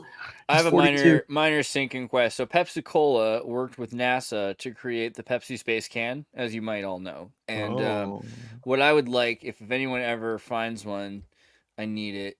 It's basically a soda whipped cream can. You put your soda in there, and then you can carbonate, and you can drink it out like a spout, like whipped cream, but it's soda. What? It's brilliant. Why aren't they selling this? Dude, is this made in the territories outside Israel? I would think so. Doesn't it look kind of freaking Soviet? Are they on eBay? Is one on eBay? Dude, What's if it is, rate? Get me one. I don't even want to look it up because I'm scared. Oh, I'm scared. You're scared. You're of how much you'll spend on it, and you know ahead of time. And you're like, "Is this a wise one? I need to get it now. There's only one left. Oh, that one's in mint condition." Oh my god! Imagine though, because I can see why. If a bunch of kids had those at school, and you already have a problem with kids shaking cans. Like, imagine if they could spray each other with soda. Like that. It's obviously a bad idea. But all right, that's all. But delicious. Oh man, I'm sorry. Sam I has gotta stop something to looking say. at it. Look at what do you, Sam? What do you want to say to us? You want to say something? You're here. I can feel it. Well, the whole time I was as we're talking about Pepsi. And of course, everybody in the chat is saying they like Coke. They're not telling what kind of Coke, but it's probably from Miami. It's Miami. It's right. Yeah, the Coke from Miami. Well, I'm sure they have Coke plants there. Right. Well, anyways, so I was thinking about Pepsi and Coke, and how at one point, Pepsi was going to sell to Coca-Cola. Coke had the opportunity to buy Pepsi as a company altogether. But then the board of Coca-Cola, Coke, whatever it was at the time, said, forget about it. It's not going to be a good investment.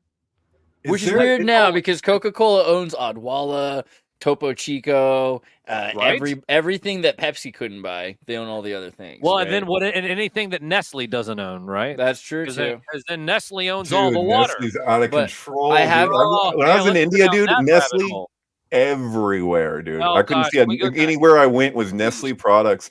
And you know what? They tested all the water while I was there, all the bottled drinking water, and it ended up that like of all these different water companies, over which there's like a ton, they were looking for toxins or anything, bacteria or anything. The one that was Nestle did the absolute worst.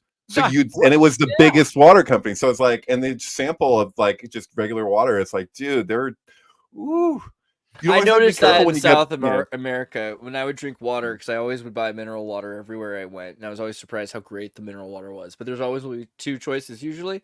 There's the Nestle state product, and then there's the Coca-Cola owned state product. And they don't say that, like there's a tiny little label at the base of it. Right. But you can tell, I mean, and I learned very quickly that the Nestle water didn't taste as good, that the Coca-Cola water tasted better. And this was the case with every product.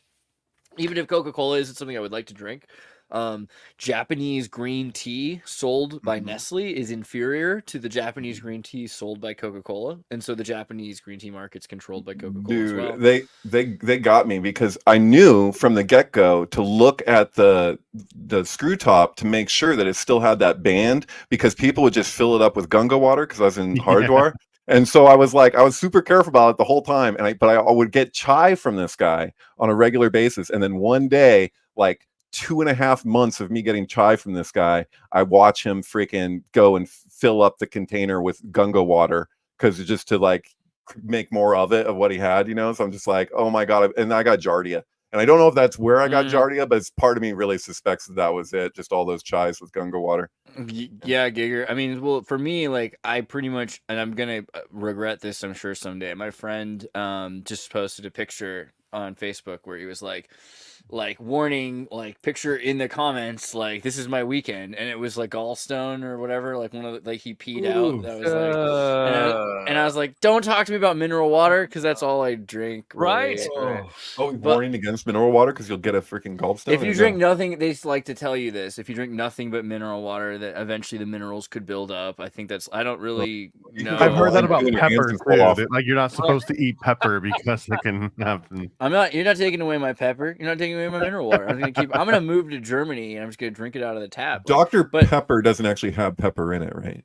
I got my devil's pepper. I think it has bear mace. That's prune probably juice. Why That's why carbonated Robitussin. That's why Cheadle was so into Dr. Pepper. What were we doing? Cheadle?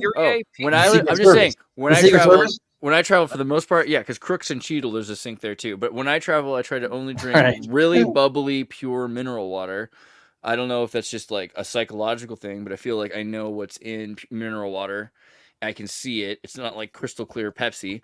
And if it's bubbly, it's like they probably haven't had time to, recap it or something like that. Because sometimes you end up with a bottle that's uncapped. Like you have to uncap your own bottle, but it's not twist caps in South America. So theoretically, if someone was really trying to kill you, they could probably put a cap back on a bottle. But if it's hypercarbonated, then likely it's not been flattened yet. I don't know. I tend to trust. Well, here's the key: it's got to be in glass. It always tastes better in glass. And are you familiar with Perrier? Perrier recently went through some sort of branding change. I'm gonna go grab my Perrier right now. I used to just see the small little glass bottles. I don't see those anymore. And now I see it says Mason or Madison. Dude, I'm with you 100%. I'm all about the glass. But the thing is that when you're in the third world, you take what you can get a lot of the time, you know. Most of the time in the third world it is glass though, because then they can like, get the bottle back. Here's the Don Cheadle Pepsi ad I was working on earlier. There you go. It's Diet Dr. Pepper, actually. I think that's the deal. So Cheadle was really which one of your podcast studios is this? Stop. Hey, go back to the last picture of the DEI lady.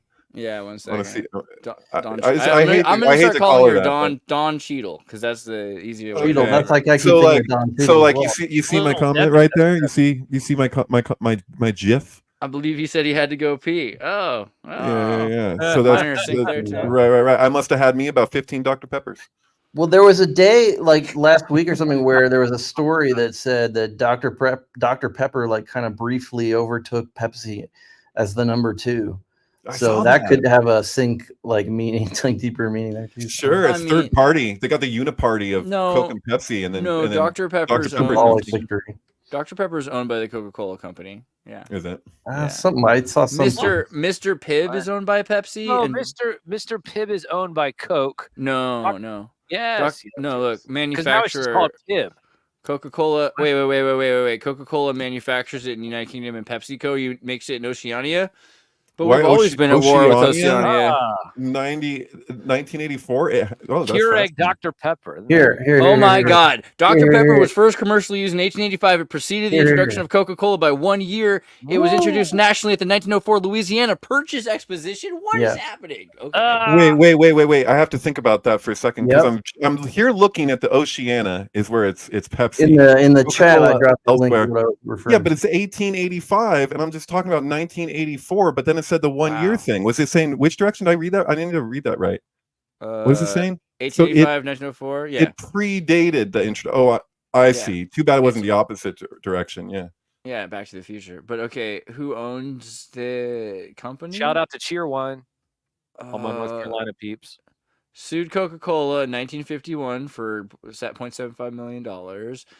Dr. Pepper frequently blocked merger between FTC blocked a merger in 95 between Coca-Cola and Dr. Pepper on the grounds that it included concerns about monopoly of the pepper flavor category of soda.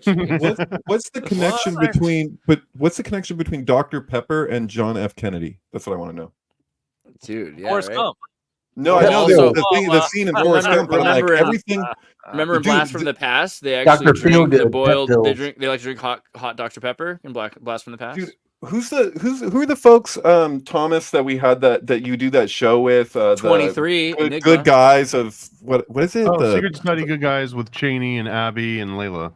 Alex, you see in 23 though? Check that out. Oh yeah, totally. Yep. Mm-hmm. Wow. Beautiful. Where's the 7 though? It's good.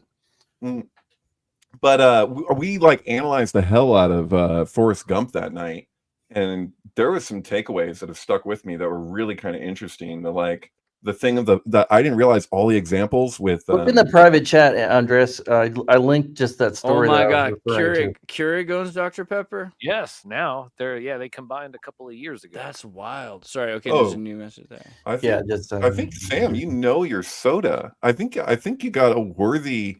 Soda knower, Andreas. Like, he seems to know stuff. Well, listen, I prefer my mineral water too. I think right now, because what I read was a couple of months back, or if I'm not mistaken, Perrier ended up having some kind of contamination in their over in France. I only drink Fiji water. Just kidding. Oh. But no, I just put dirt in my water. That's how I get my minerals. There you go. I mean, hey. Little dirt don't hurt. God made dirt, so dirt don't hurt. That ain't that the truth. That's right. Nestle destroys 2 million bottles of Perrier water over bacterial contamination. Yeah, that's wild. Right. Yeah. So I've not seen any glass bottles lately. I got a Topo Chico bottle today, and it was glass. That's all I get now. Where are you at, Sam? I ended up. I'm in Richmond, Virginia. Oh, okay. Yep, over here on the East Coast. But yeah. The Topo Chico. There we go. Okay, well, you know what, Sam? I'm drinking. Yeah. I want to tell you something, and I've seen this from survivalists. If you were having to go like a long distance carrying water, like from this water source, would you rather be carrying glass jugs or big plastic are big plastic containers. No, listen, seriously, I have a camel pack ready to go. Yeah. Like, let's see. He I makes just, the I point just that, don't like, trust. I you're just like- don't trust the plastic bottles. There's all kinds of plastic. Camel packs are all ready to Yeah. go. I Well, got If you no, got, I'm if you have with BPE, you, if you have but there's- BPE free sorry, poly, man. if you have BPE free plastic bags, then you're not likely to have xenoestrogenic particulate, so you're okay with lots of kinds of plastics, just none of the kinds of plastics that they use to make plastic bags, containers, the coating inside your soda can. Basically all the plastics that they use, they are somewhat degradable, and they do degrade while you're using them, while you're consuming them, and you consume them. But you don't. There are definitely like Kevlars, and there's like all kinds of polycrystal vinyl chlorides that are. There's all kinds of even biodegradable plastics you could use that you wouldn't care, right? Like use a Right. use a Like cellulose. apocalyptic scenario, not the current conditions. You 'Cause could I'm use a just like- cellulose bag, and Yeah. it would just melt away into like Yeah. oil, and that would be I'm fine. like over here, like, what would I do? It's summertime, there's a civil war, and my water gets shut down. I'm Oh, just the like- glass is just gonna have to go. Listen, we There's- gotta yeah. book and move. We gotta book And I'm like, move. what am I going to do? I'm going to go up to Like the that. spring up Eureka Canyon. I shouldn't say this on here. I don't want people to remember to be in the area and go try and beat me to it. But I just go and collect water, and I walk back down Eureka Canyon, and I would want to carry big plastic containers that are like as thin plastic Sure. as possible. Now, Maybe. as it stands, do I Maybe. want microplastics? Thomas and I are going to start a highway robber baron gang that's going to tax the water bottles along the Well, trail. I think the glass is more practical because if you think of the prophetic movie, The Gods Must Be Crazy, and like that whole cargo cult, it was centered around not the convenience of using it as like a water vehicle, but all the other uses that a glass bottle would actually have, which you wouldn't get out of a plastic. And if we're talking wartime, and I guess if we're like insurrectionists or like guerrillas, you actually do want the glass because it's way more practical for so many other reasons than the plastic would be. Well, you could break it and stab somebody with it. And, Yeah, it you know, becomes a weapon. Yeah, Yeah. there you go. Well, weapon they don't and use the it big as- thing they use it is like a Gods Must Be mortar, Crazy. right? What do they use it for in The Gods Must Be Crazy? I can't remember. Everything. Everything, Yeah, but a what was hammer, one grinder. It was like, harder than any material I'd ever seen. You could see through it. Like they were making I snake think belts. they were able to light fire or something with it. I might be making that part up. But Was you the could. They lit sequel to The Gods fire. Must Be Crazy better than the sequel to Attack of the Killer Tomatoes? I like the attack. Probably. Well, I think also, Return of the Killer Tomatoes is incredible. Okay. what's okay. the Doesn't what's really the hold up for me. Return of the Killer It didn't hold up Tomatoes. here. Yeah. the Sad to attack say. of the killer tomatoes? I like the guy with the parachute. He's pretty good. He's pretty good. What's the I first? listened to the cartoon. What's the first Dark? It's great. Is Dark Star the prequel to Attack of the Killer Tomatoes? Then is that how that works? Have you watched Dark Star? Do you know what I'm talking about? It's been a minute. So This in- is a precursor to Alien in a way, right? So in Dark Star villain, at the end of the movie, you see the bad guy. Come on, Dark Star. Where are you? Dark Star. Dark Star, and scene? they show you Mario. Thanks a lot. Yeah, here's the bad guy in Dark Star. It was said crazy. somewhere. Boom. It's basically an Oh, alien. this movie. Yeah. Yeah, right. I feel like that is kind of the prequel to the Killer Tomato. They're like, look, we could use anything. Oh yeah. I paired just this love how movie it's- with Oh. Grateful Dead, Dark Star. But it's kind of whatever. Sorry, am I talking? What was that, Sam? Sorry. I was just saying the beach ball is just such great effects. It's true. On the beach ball. It's true because it's also about. It's kind of like a metaphor about like the Peace Corps, in the third and fourth world, which I like. Attack of the Killer Beach Ball. Yeah. Attack of the Killer Beach Ball. Beach ball, Coca-Cola, hula hoop culture. You remember that movie Volunteers with Tom Hanks? You know Yeah, what I'm of talking about? course. So that movie's interesting because it's about Coca-Cola and the CIA and It's about UNICEF or something, wasn't it? well, what are they? they're into the Peace Corps, They're in and the Peace Corps. yeah, basically he goes and makes a bet he can't pay. He Was gets this John Candy? Yes. John Candy, yeah, Wallen, all those Tom sorts of Hanks, pictures yeah. of it. Tom Hanks, Wallen, tears, and his to-be wife, I think. This also. movie, I believe, was a play on, or at least building on the same idea as Bridge on the River Kwai. Yeah, there's with definitely the- some vibe of with that. the- It's like we have to tear down the bridge, kind of a thing. So he joins the Peace Corps, and he's neutral, right? Like this is the thing. He's a selfish party, so he's not blinded by his ideology or his idealism, which all of these Peace Corps people are blinded by their idealism. And he gets there and he starts to say, okay, well, what would be like the best thing for me? And he sees that's what other people are doing. The CIA are doing as well. And they're using these Peace Corps people to build a bridge for they think to help the town, but really it's only going to help like the Kong who's got his heroin and cocaine money, which is like the heroin's being grown and sold by the CIA. So the communists and the capitalists are working together to exploit the indigenous people, whilst the Peace Corps Democrat, Californian liberal, and New York liberal, upper middle class kids from college are accidentally helping that because they're standing on the front lines. But instead of having guns, they have beach balls and hula hoops and bottles of Coca-Cola and dreams, right? And that it's very just like it's confusing and distracting. Right? Are they like, building a bridge? They're building the bridge. Yeah, so this gets all Bridge of the River Kwai. Right, but then they have to. Well, I don't know. No spoilers, I guess, but like you gotta figure out this. Well, no, you should go ahead and spoil it. I think for anybody who didn't see a movie from 1985, yeah, like basically they realize that they're building the bridge for the CIA. It's not going to help the town, and they realize it through the guy who's not paying, who doesn't care. He's just out for himself, but he kind of likes the girl. And so that ends up, they work together to do the right thing finally. And they all realize the right thing is to destroy the bridge and allow the town to kind of just exist on its own, which is Maoism, or like Pol Pot, Cambodian Maoism more specifically. But the good kind. Yeah. But the good kind. And that's the irony of John Candy's character, because John Candy, who comes from Tacoma, Washington, Tom Tuttle from Tacoma, Washington, they try to brainwash him, and he realizes very quickly he's basically already brainwashed. So it's so easy to just teach him new brainwashing. Like he's like memorized Marx like instantly because he's already memorized social agriculture theory and like knows everything about the Roman urinal. Like, he's just instantly like every American is instantly, when they go to college, they can be quickly turned into a hardline Marxist. If you I just looked up that just for fun. I looked up how much time between The Shining and Volunteers. 273 weeks exactly, which is 1911 days. 19 is S and 11 is K. How does that keep happening like that? 273 is also like absolute Kelvin, right? Yeah, it is. Yeah, it is. 273. Many things.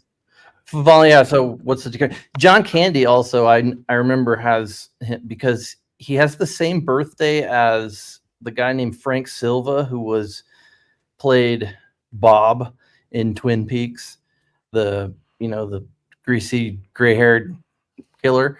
So he has the same birthday and year as John Candy, and so that leads to some interesting stuff with and people say that John Candy is actually the devil who Kevin McAllister's mom sold his soul to. Oh, that's right. When she says, that's it. That's my soul to the devil himself. And then here comes little old John Candy saying, hey, polka, polka, polka. He's the devil. He really, okay. So, and they both die young. I mean, Frank Silva and there's this whole thing that is the whole. So we went there last night because when you pointed out, somebody pointed out, I don't know if it was Thomas or it was Alex, but you guys pointed out that the picture of Danny Torrance when he's like got his mouth open, he's all screaming, and he's like that. And he looks, or his hands are there. Yeah, the Home Alone with the aftershave. It's the Home Alone thing, and I was like, no, I actually think they did that, and I was like, no, I'm actually not joking. And so, like, the thing is because Macaulay Culkin in Jacob's Ladder brings Tim Robbins up the stairs, which is he's taking him to the heavenly realm. And so, if you watch The Shining, every time that there's a vision. When Danny has a vision or if there's something Shining related, they always play the same song, which is called Jacob's Ladder. This is, it's kind of symphonic or whatever. But I was tripping out because I was like, Jacob's Ladder and The Shining are so related, where you have like the Kubrick's explanation of The Shining being a quote evil reincarnation cycle, and the way that what it indicates and what you see at the end is that Jack is dead, and so he's like in a bardo of hell. But the thing is that that's Jacob's Ladder, where he's got his chiropractor who basically plays an Italian angel or whatever, and he's just like, whose name he's like, is Danny. you know, Another Danny. he says, you know, if you're totally exactly. So he's like, you know, if you're frightened of dying and you're holding on, you'll see devils tearing your life away. But if you've made your peace, then the devils are really angels freeing you from the earth. So it's just a matter of how you look at it. So he's like, so don't worry, okay? And so there's this whole crazy thing because he's in hell, but he goes to heaven. Jack's in hell, but he just continues his hell cycle because he's frozen at the end as the Minotaur in the maze. But yeah, no, I just want to drop that because yeah, what the heck? And so yeah, I think Macaulay Culkin playing that angelic child, that it's like in the archetype casting, it like even makes sense with Home Alone, and Home Alone syncs with Michael Jackson's Dangerous. So like, I bet Andreas has seen that one. I like that one. It's good. Yeah. So I showed that to Jesse Goldsmith, by the way, who made Man in the Dark, and he really liked it. But I was just thinking Jesse looked like the guy from Seinfeld earlier episode. I just didn't want to say it because, you know. Jerry? The Who? guy. No. Oh, Sub Nazi. No. The guy that we were just talking about earlier. The short guy. The guy in Jurassic Park? No. Who was the guy just now that Alex was pointing out from Jerry's Seinfeld earlier? I don't know. Danny Woodburn? Yeah, Danny Woodburn. And it seems Wait, rude so to say what it. about him? I'm sorry, what about him? Oh, he just reminds us of a friend. He reminded me of a friend of ours, kind of. Oh. Although, you know, that seems almost rude because I think he's shorter or something like that. So it seems rude. But Snowpiercer takes place in 2030, 2031. And there's a lot of freezing in that too, the ice and all that. What do you think about Snowpiercer 2031? Also list of timelines in general, right? Like here's the gas that they release in Snowpiercer is called CW7, I think. So it's, you know, C323 7, and then freezes the world, which, you know, what happens to Jack at the end of The Shining. So it's sort of like Jack, that condition is imposed on the world. Jack Frost. Yeah. I think that this being the sequel to Willy Wonka is one of the strongest like media theories that I've seen out there, theories that I've seen on YouTube, besides Blair Witch Project, where basically everybody's in on it and they just want to kill that girl. But what do you think the deal is with the, so it's like the glass elevator you're saying, or what's the well, yeah, I mean there's a kind of million viewed YouTube video going over the various ways in which Snowpiercer is a sequel to Willy Wonka. Basically, the idea being that Charlie grows up and uses the Wonka technology to create the perpetual motion machine that is the Snowpiercer train that saves humanity. So and Ed Harris is Charlie, right? Ed Harris is Charlie, and he devises a plan with his partner Slugworth to find a replacement for him from the back of the train, who is Chris Evans, who would later become Captain America. And so he is talking about eating babies in the back of the train. So he goes through this whole progression to get to the front of the train, and in so doing, which is the same sort of concept of the kids going through Willy Wonka's factory. There's a lot to it. Hey, what's the distance between the release of Snowpiercer and the remake of Willy Wonka with Johnny Depp? I'm curious about that. 420 weeks. Because that's my whole essay Purple Rain is all about. There's a perfectly symmetrical arrangement between the first Willy Wonka movie, the Johnny Depp Willy Wonka movie, Snowpiercer, and the birth of Johnny Depp, actually. So there's this like equidistant thing that I make a whole mess out of sync-wise that is incredible. Yeah. Well, all you said was 420. That's where you got 420. me. Yeah, exactly. Yeah. Like, hey, listen, let's light them up. I mean, it's perfect. It's what that also means is that from Johnny Depp's birthday to Elon Musk's birthday, which is also Willy Wonka's release date, is 420 weeks. You didn't no. Marilyn and Johnny Depp Manson, did you? is born on 6/9. So what about Marilyn Manson? Does he connect into that web? If you haven't explored that, he probably does, but I haven't. Dude, he'd have to. I haven't layered him in there yet. But have you ever seen like them when especially Longlegs? If you go see Longlegs, it seems to be Marilyn Manson coded. Oh, really? Oh, interesting. Yeah, when, so when you were there, talking about Mother Dearest too, that's got a huge Marilyn Manson weave into it because I think they use quotes from that movie quite a few times in Fear, the Magic Hat. What the hell was the one that had Sweet Dreams on it? Sweet Dreams was on Smells Like Children, which So yeah, I think Smells Like Children has a number of different Mother Dearest quotes on that album. Yeah, they got one where it's isn't it it's from a John Waters movie where it's like, go home to your mother, doesn't she ever want you? This isn't some kind of communist daycare center. Tell your mother I hate her. Tell your mother I hate you. That sounds like Mommy Dearest, but it's actually a John Waters movie. Okay. Oh, okay. Sam Good over call. here flirting with the plebeians. I don't know. What do you guys think? You guys keep going, but this is something I've been thinking about this week. Do any of you white kids listen to rap? What do you think of Kodak Black? Do you know anything about him? familiar with Kodak Don't know Black. anything. So Kodak I was love me some Kodak was a Kodak company Black. in Rochester, New York that used to be in charge of photography. So that sync goes where? that does. It's a strong sync. I think that you Bam. deserve that one. I was hoping mainly that anyone listened to his music ever because I feel like 35-year-old white boys aren't listening to Kodak Black, and yet One is this 35 plus year old white boy definitely listens to Kodak Black, and you were asking Kodak Black and Lil Wayne, and they actually have a song together that's all about, like, if you pulled up the lyrics, I guarantee you there would be some sort of serious decode in there because they're 100%. talking about literally adorning planets and stars onto their bodies. There's this line about, I put a neutron on my pinky, which is the best line in the entire song. Yeah, absolutely. There's no question. Absolutely. And like, look at his articulate jewelry here. Let's go to the heart with this. And also, if you look into Kodak Black's history, before he was Kodak Black, he was slightly more of what you would call like a conscious rapper, I guess. Yeah. And he assumed this like way different persona for, it makes more money this way. Like, this one is more appealing than like the conscious rap aspect.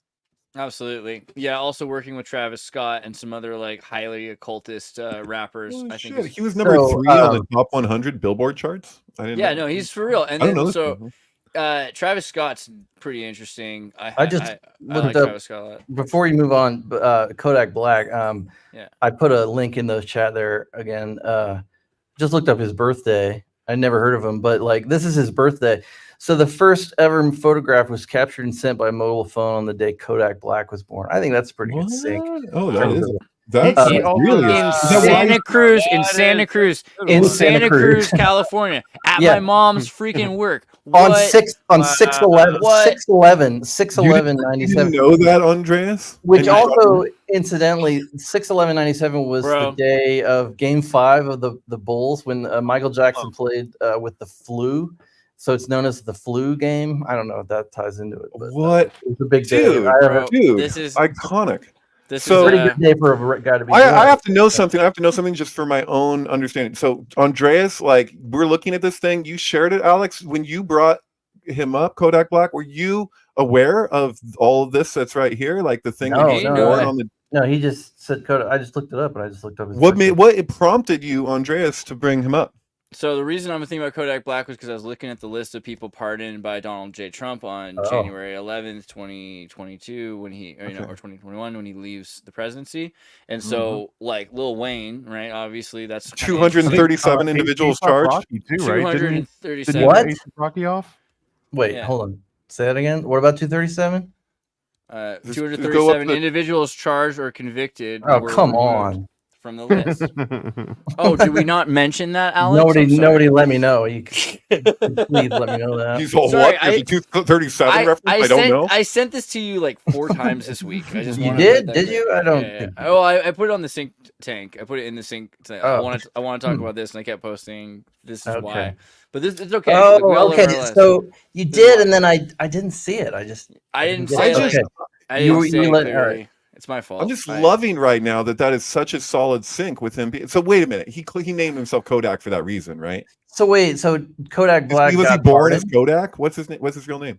Kodak Black's real name is Bill Kahan Capri, or born So he named Deus himself Son Kodak Octave. because he knew Holy his birthday crap! was His last name significant. was Octave. Deuson Octave. Deuson. That's cool, man. Deuson Why did he Octave. change from that? I Interesting. know, right? Well, because you don't want to sell your identity, so he keeps that Yeah. identity private. It's like Native Americans don't want to tell you their real name, right? It's like only for their family to know.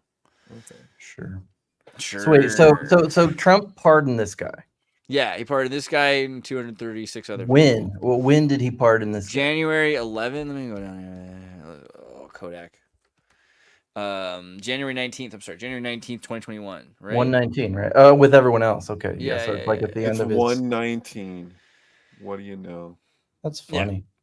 Right. So yeah, he was born 6/11/97. I thought it was just really interesting because this also kind of syncs with Alan's documentary, because he talks about Tiger King, and we thought about the Tiger King rest and how Tiger King was he really thought that Trump was going to pardon him, and he didn't get pardoned. Yeah, and I remember right. thinking, like, who did he pardon instead? And it was an interesting thing, because here's a guy who's known for firing people. So like, who's he actually, like, who did he in his, and maybe you could say like psychotic judgment decided was good or bad? And he's like, Lil Wayne's good. Tiger King's bad, but like Kodak Black and Lil Wayne are good. And I just want to understand that, because I want to understand what God's bad. I know why he does those kind. I'm sorry. I really feel like, because people accuse Trump of being a racist, and I don't think he's a racist. I don't think he's given us any real indication that he has any racist tendency. For sure. I do believe that he is a classist, and so if you have money and you have power, you can hang out. Like, he does. No, that's like, I feel like he sees everything through the lens of green, of shades of green, or gradients of green. You know what I mean? Like, but did you Green and gold. have you seen him on that? I don't know. There's a clip that went around a little while ago of him on a like daytime talk show with like basically like a bunch of like black women, and he's just loving it. He's just in his element with these like sort of low income, middle class like people. And I think that's part of his charm, is that he does sort of have this kind of relation. He relates to like your average Joe better than any, even though if maybe deep down he doesn't. It's kind of a contradiction there. He's surrounded by contractors. And if you're talking to contractors, and if you're talking to people who are working on job sites, there's a certain way and a certain tone that you talk to those people. And it's kind of a boys' club. It's a frat. Oh, yeah. And Ronald Reagan used to be really good at that. Right. He knew how to talk to those people. And then you'd put on the cowboy hat and everyone, whatever. But, it's what do you mean? I feel like it's a show. What do you mean those people? Those people that actually work with their hands. The people that build this country from the ground up. Those people. The venture capitalists. No, I'm talking about the guy right. Wait, did I actually say those people? Did that come out of me, or did Tom say it, or repeat me? No, you called them those people. Yeah. Which people was I talking about again? Canceled. Who was I talking about again? Oh yeah, those folks. Excuse me. I know the workers, the working man. Yeah. The people that don't drink mineral water. Those people. God forbid. The ones that can't afford Fiji. Yeah, I know. Gosh. I feel like I'm going to need to deep dive even further into Kodak Black and also Lil Wayne, just to understand, because I bet you there's got to have been like, it must have been like that like White Castle like sequel where they hang out with George Bush, in that kind of that Hunter S. Thompson sequel, that Bill Murray Hunter S. Thompson. Yeah. He also made a pretty incredible claim that I don't know if I've ever found any sort of backup to this, but Kodak Black claimed that he beat up Sticky Fingers from Onyx on a tour bus. Which I guess is feasibly possible, but it just such an very odd and specific claim to make. Escape from Guantanamo Bay is sort of like an unofficial sequel to Where the Buffaloes Roam. That's all I was trying to say. Really? In a way, because you see how George W. Bush is living like Hunter S. Thompson, like out on this wild ranch, and he can just do whatever he wants, and cocaine and smoke weed all the time, right? It's fascinating. Hey, I'm just thinking about the boys being boys. Yeah. Let the boy let B boys make noise. Anyways. I just realized, I was like, you know what? There's never a time when like a political figure, when they're naming the different people's occupations and they talk about the farmers and they talk about all these people, they never mention the framers. They never mention the people that build frames for a living, and I just think we're kind of left True. out. That's right. I hear you. That's true. Gonna make a Tough song about struggle. that. Gonna make a song about it this week. Someone's gonna send me the number, Sam. Send me that number because I gotta put it up on the The screen. number is 190 Wait. Okay, you can say it too. I'll just write it. 190 to 804 375 5011. 804 375 5011. And I've been using the hashtag hack the planet over the last week. Oh, that's cool. I love Hack the Planet. Here, I'm just Hack gonna the put the Planet. number on the screen for you guys. So here's my pitch. I want you to, this now that Biden's out of the race, I want you to set your texters to 190 and text 804 because I know that was his whole thing was he used texting. But 804-375-5011. 804-375-5011. Just text 190 to this number. 5 days left. 5 days left. It ends on Sunday. It's going to do a lot of good. I mean, like, you can imagine if you can't trust the democracy of radio, then how can you trust the democracy of the United States? You have to start somewhere. Well, listen, the magic of Saturday morning is literally at your fingertips. The power to save Saturday morning, it's at your fingertips. Just by your nicotine-stained fingertips. I know what you're saying. Cannabis stained. Hopefully. Maybe I got a silver spoon on a chain. Whiskey stain, coffee stain. How about you, Thomas? How's Paranoid America? Well, the NASA comic is off to pretty good start. I think we're like over 100 and something % funded, and now it's just about how many cool little patches and stuff am I going to be able to make. I want to get one of those patches from you. Didn't you make there's a toy set? I saw a toy set. There is a toy set. If you keep scrolling down, there's a handmade, hand-numbered little add-on down there. And it's basically an MOC, which stands for make your own creation. Keep going right there. It was up a little bit. The 33 right there. Boom. And it's got it's got like a custom back to it and everything. It's fully compatible with popular plastic brick play sets, but you don't really need it to interact with them. It comes in its own little display case that's perfect to just leave as is. It's a limited edition. How many of those are you making? So I only got 100 of the backing cards made, and I screw up like 1 out of 10. So at most there'll only be 90 of these made. I think I've only actually made about 30 of them so far. Hey, I have an important question for you guys. We did that show the other night, and I just want to know, Thomas and Alex, was there a mention? I know there wasn't from us, but like in room 237, do they point out that the twin girls, that they relate to Gemini, like the Gemini was before we didn't get into Apollo? That. No, we didn't mention that. Do they go into it in the documentary? No, I don't think so. Jay Widener doesn't point that out, that it's like Apollo and Gemini. Like, I'm sorry, he might in his own movie, but I don't know. But not in room 237, yeah. Okay. It's something that occurred to me, and I was like, wow, that seems like, is that how did I know that? I don't even know. Yeah. Yeah, but, Diane Arbus, who took that picture, died on the day that Apollo 15 landed on the moon, supposedly. So in a sense, these girls show up in Us also as the twin girls in Us. So like Us has all the it's like Us is like the unspoken sequel to The Shining, as far as I can tell.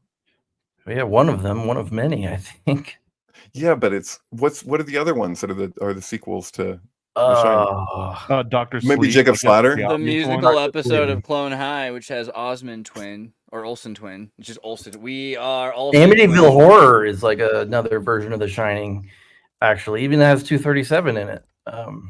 Someone asked Amityville Horror is sort of like sets the template for The Shining. Actually, the real life events of the Amityville Horror even like seem to set the template. So that's kind of Olsen twin. Ew. Yeah, I'll never forget. Now you won't either. Mm-hmm.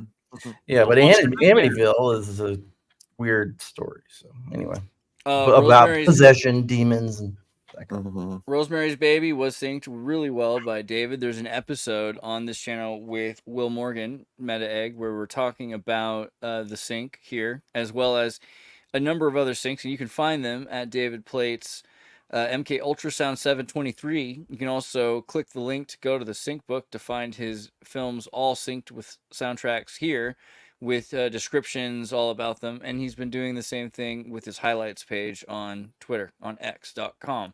So here are, the Wicker Man with Wicker Tree, for instance, or, Fanatic with Eminem's Marshall Mathers LP2, right? Johnny Mnemonic with White Zombie, Astro Creep, anybody? That seems pretty fun. Yeah, it's pretty crazy. Yeah.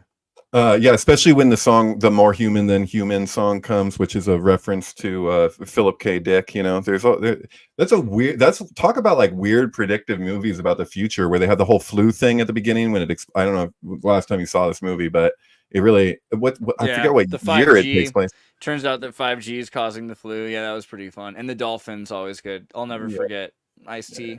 But also Aria is a weirdly good movie, and I'm glad that you synced it with George Michael's Faith. They're released on the same day and year. I'm gonna have to do a little. This is good. I'm glad. This is great. People watch this one. I'm gonna go ahead and reboost that one right there because it's weird. Alex. Yo. CryptoCubrology.substack.com is the home of all of the great. Just.com. You don't even have to put Substack in there. Just CryptoCubrology.com. That's hot. Good job, Isn't it? bro. Thanks. CryptoCubrology.com is the home and center for all things synchronicity. If you want to know the truth behind numbers and how geometric patterns shape themselves with space and time, then you should read the Substack of CryptoCubrology. Did you just read that, or you just said that? I just said that. Dude, you're getting so good at this. Plugging this, dude. Listen, as a media professional, you're doing a wonderful had. job. You're doing a fantastic job. I'm gonna go play. I'm like, is there a teleprompter? What's happening? God, dude, Better than the teleprompter. the president. The looking glass. The looking glass. Eventually, it just rolls off the tongue. You don't even need to have the copy anymore. They're just like, "Hey, Sam, you got a 30-second spot. You got a 20-second You gotta spot." say though, man, teleprompters save lives. Oh So my yeah, God. all teleprompters matter. Oh my God! All right. That's right. I'm gonna go beat Teleprompt. the Summer Quest in Fortnite and get the Cybertruck. See you guys later. Bye.